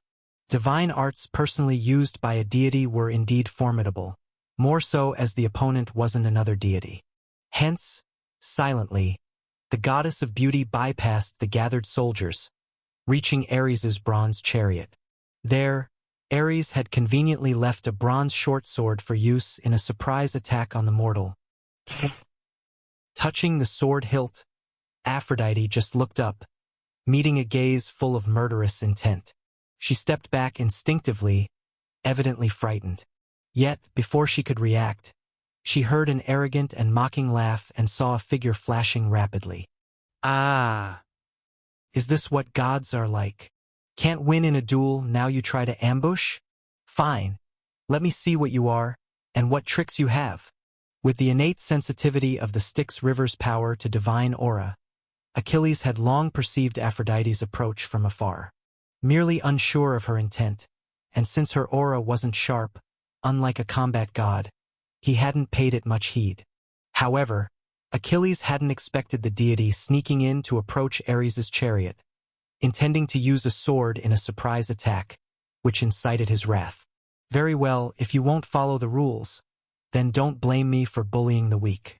Instinctively classifying Aphrodite among the weak, Achilles closed in on the goddess of beauty in one step, perhaps trusting too much in his own war god's intuition, and Ares trusting too much in the goddess of beauty. They failed to notice until too late. Ares hurriedly sent a punch from behind. However, with his undying body, Achilles paid it no mind, taking bold strides forward, reaching for the bronze sword from the goddess. Clang! Let go! The sword struck his chest, yet Achilles seemed unscathed. He grabbed the blade, snatching it from Aphrodite. Having never encountered such, Aphrodite was petrified, Yet Achilles wasn't about to wait. Seizing the sword hilt, the young hero slashed powerfully. Rip! Ah! Ah!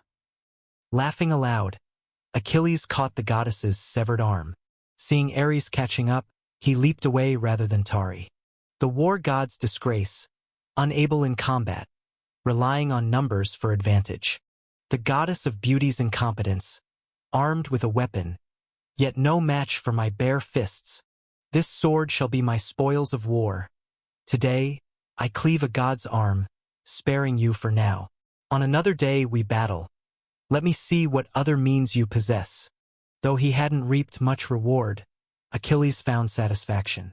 The notion of seizing the war god's position was largely rhetoric. After all, the divine right was inalienable, a historical consensus. Having claimed the sword and severed a divine arm, Achilles deemed these ample gains. Feeling weary, he opted to retreat, to gauge the other side's response. Presumptuous, vile mortal! You, how dare you? Seeing his wife's arm severed, Ares was furious at his words, yet hesitated upon gazing at Aphrodite's severed arm, ultimately not pursuing. Though the foe incited wrath, leaving Aphrodite alone wasn't an option. Besides, considering his current power, even catching up wouldn't suffice against Achilles. So the top priority was returning to the Mount of the Gods, to the realm free from mortal constraints. Without divine aid, relying merely on this generation's deity's self-healing, who knew when severed arms might regenerate? Moreover, this brash rogue proved exceptional, rendering Ares contemplative about his next steps. Chapter 8:10 Art. Nay! The bronze chariot raced through the sky, the 4 divine horses galloping relentlessly. Holding the dismembered arm of the goddess of beauty, Ares was burning with anxiety. In the mortal realm, humans differed from one another, and so did the gods. Especially after the ancient gods, who symbolized parts of the world, were born, the new gods appeared particularly distinct, with Aphrodite being a prime example. Whether it was due to the influence of her godhood or other factors, the embodiment of love and beauty was naturally not meant to possess a strong physique. Her divine body was indeed much more fragile than other deities. Having her arm severed by a single sword strike was not surprising, yet for most deities, it wasn't considered a significant injury. If it were Ares himself, it might have triggered his godhood, making him fight even fiercer with the surge of blood. However, when it happened to Aphrodite, she fainted on the spot, only waking up now. Ares didn't know why this was, but his keen warrior's instinct told him it was because the goddess of beauty lacked something, and it was somehow related to him. Sadly, without having read the script, Ares couldn't possibly know that he had a chance to possess a divine child possibly connected to the primordial deity, one who would govern over desire, tormenting even Apollo to the point of despair. It might be relevant or it might not, but to Ares, unaware of this matter, he would never link Aphrodite's problem back to this. Compared to these thoughts, he was more concerned watching the awakening goddess of beauty. Ugh! Where am I? Ugh! Waking from her brief unconsciousness, Aphrodite instinctively wanted to hold her head. But in the next instant, she suddenly realized she was missing an arm. Someone had chopped off her hand. She, the most beautiful woman in the world, had her hand severed by a mortal. Ayaha! The piercing scream shattered the sky, making Ares's eardrums ache. However, remembering that she ended up like this to help him, the war god couldn't help but feel guilt. Damn humans! Why can't they just obediently listen? Worship me from dawn till dusk, and then go die obediently? Feeling guilty for a moment, Ares quickly realized, how could he, the war god, be wrong? In a conflict between gods, a god might be wrong. But in a conflict between God and man, it certainly wasn't himself who was wrong. Thus, Ares quickly found the culprit: all of humanity. This species was inherently rebellious, only knowing how to enjoy the deity's blessings without giving back, always ungrateful. And those rebellious speeches among humans. The world belonged to all gods, and they still debated about the relationship between gods and humans. Livestock discussing status with their master, it was a joke. Ares, look what you've done. A high-pitched rebuke instantly pulled the war god's thoughts back to reality. Aphrodite, who had just accepted her reality, was looking angrily at this inept fellow. Aren't you the war god? Yet your response was slower than a mortal's. Why aren't you dead yet? I didn't intend for this, but in battle, I rely more on my combat instincts to guide me. I trusted you with my whole heart, so why would I be wary of your approach? It was just that mortal. Enough. Cutting Ares off, Aphrodite said through gritted teeth. You're just incompetent. Theseus was an exception. Now there's some random guy, and you still can't win. There's no point relying on you. It seems I have to act myself, or else another 10,000 years will pass, and you'd still accomplish nothing. I won't, Hastily explaining, Ares defended himself with reason. You know, this is far from my true strength. Dueling humans on the mortal realm, I am no more advantaged than other gods skilled in battle. The godhood of war grants some enhancement to personal power, but not as much as imagined. But I have an army. Mortals are mortals. They can never comprehend the greatness of divine authority. That despicable ant even dared to usurp the title of war god. If the godhood of war only made me slightly better in combat, why would it be considered one of the top godhoods in the world? My church trained a guard for me, each of them bathed in my divine blood, capable of wielding low-level divine spells. They would become the extension of my power on the battlefield, and only when large-scale wars erupted could I draw substantial power from the enormous battlefield. This is where my true strength lies. If not for this, with my mother's temperament, she wouldn't have let me lead the charge against Athena, even after reprimanding me. Shut up, Ares. So you're even proud? Aphrodite almost laughed in anger, unable to understand Ares's thought process at all. What was he even talking about? And he felt proud. Hera knew you were a failure, yet reluctantly allowed you to act because you had some value in waste. If you had any sense, you wouldn't say something like this. For a moment, Aphrodite didn't even know what to say.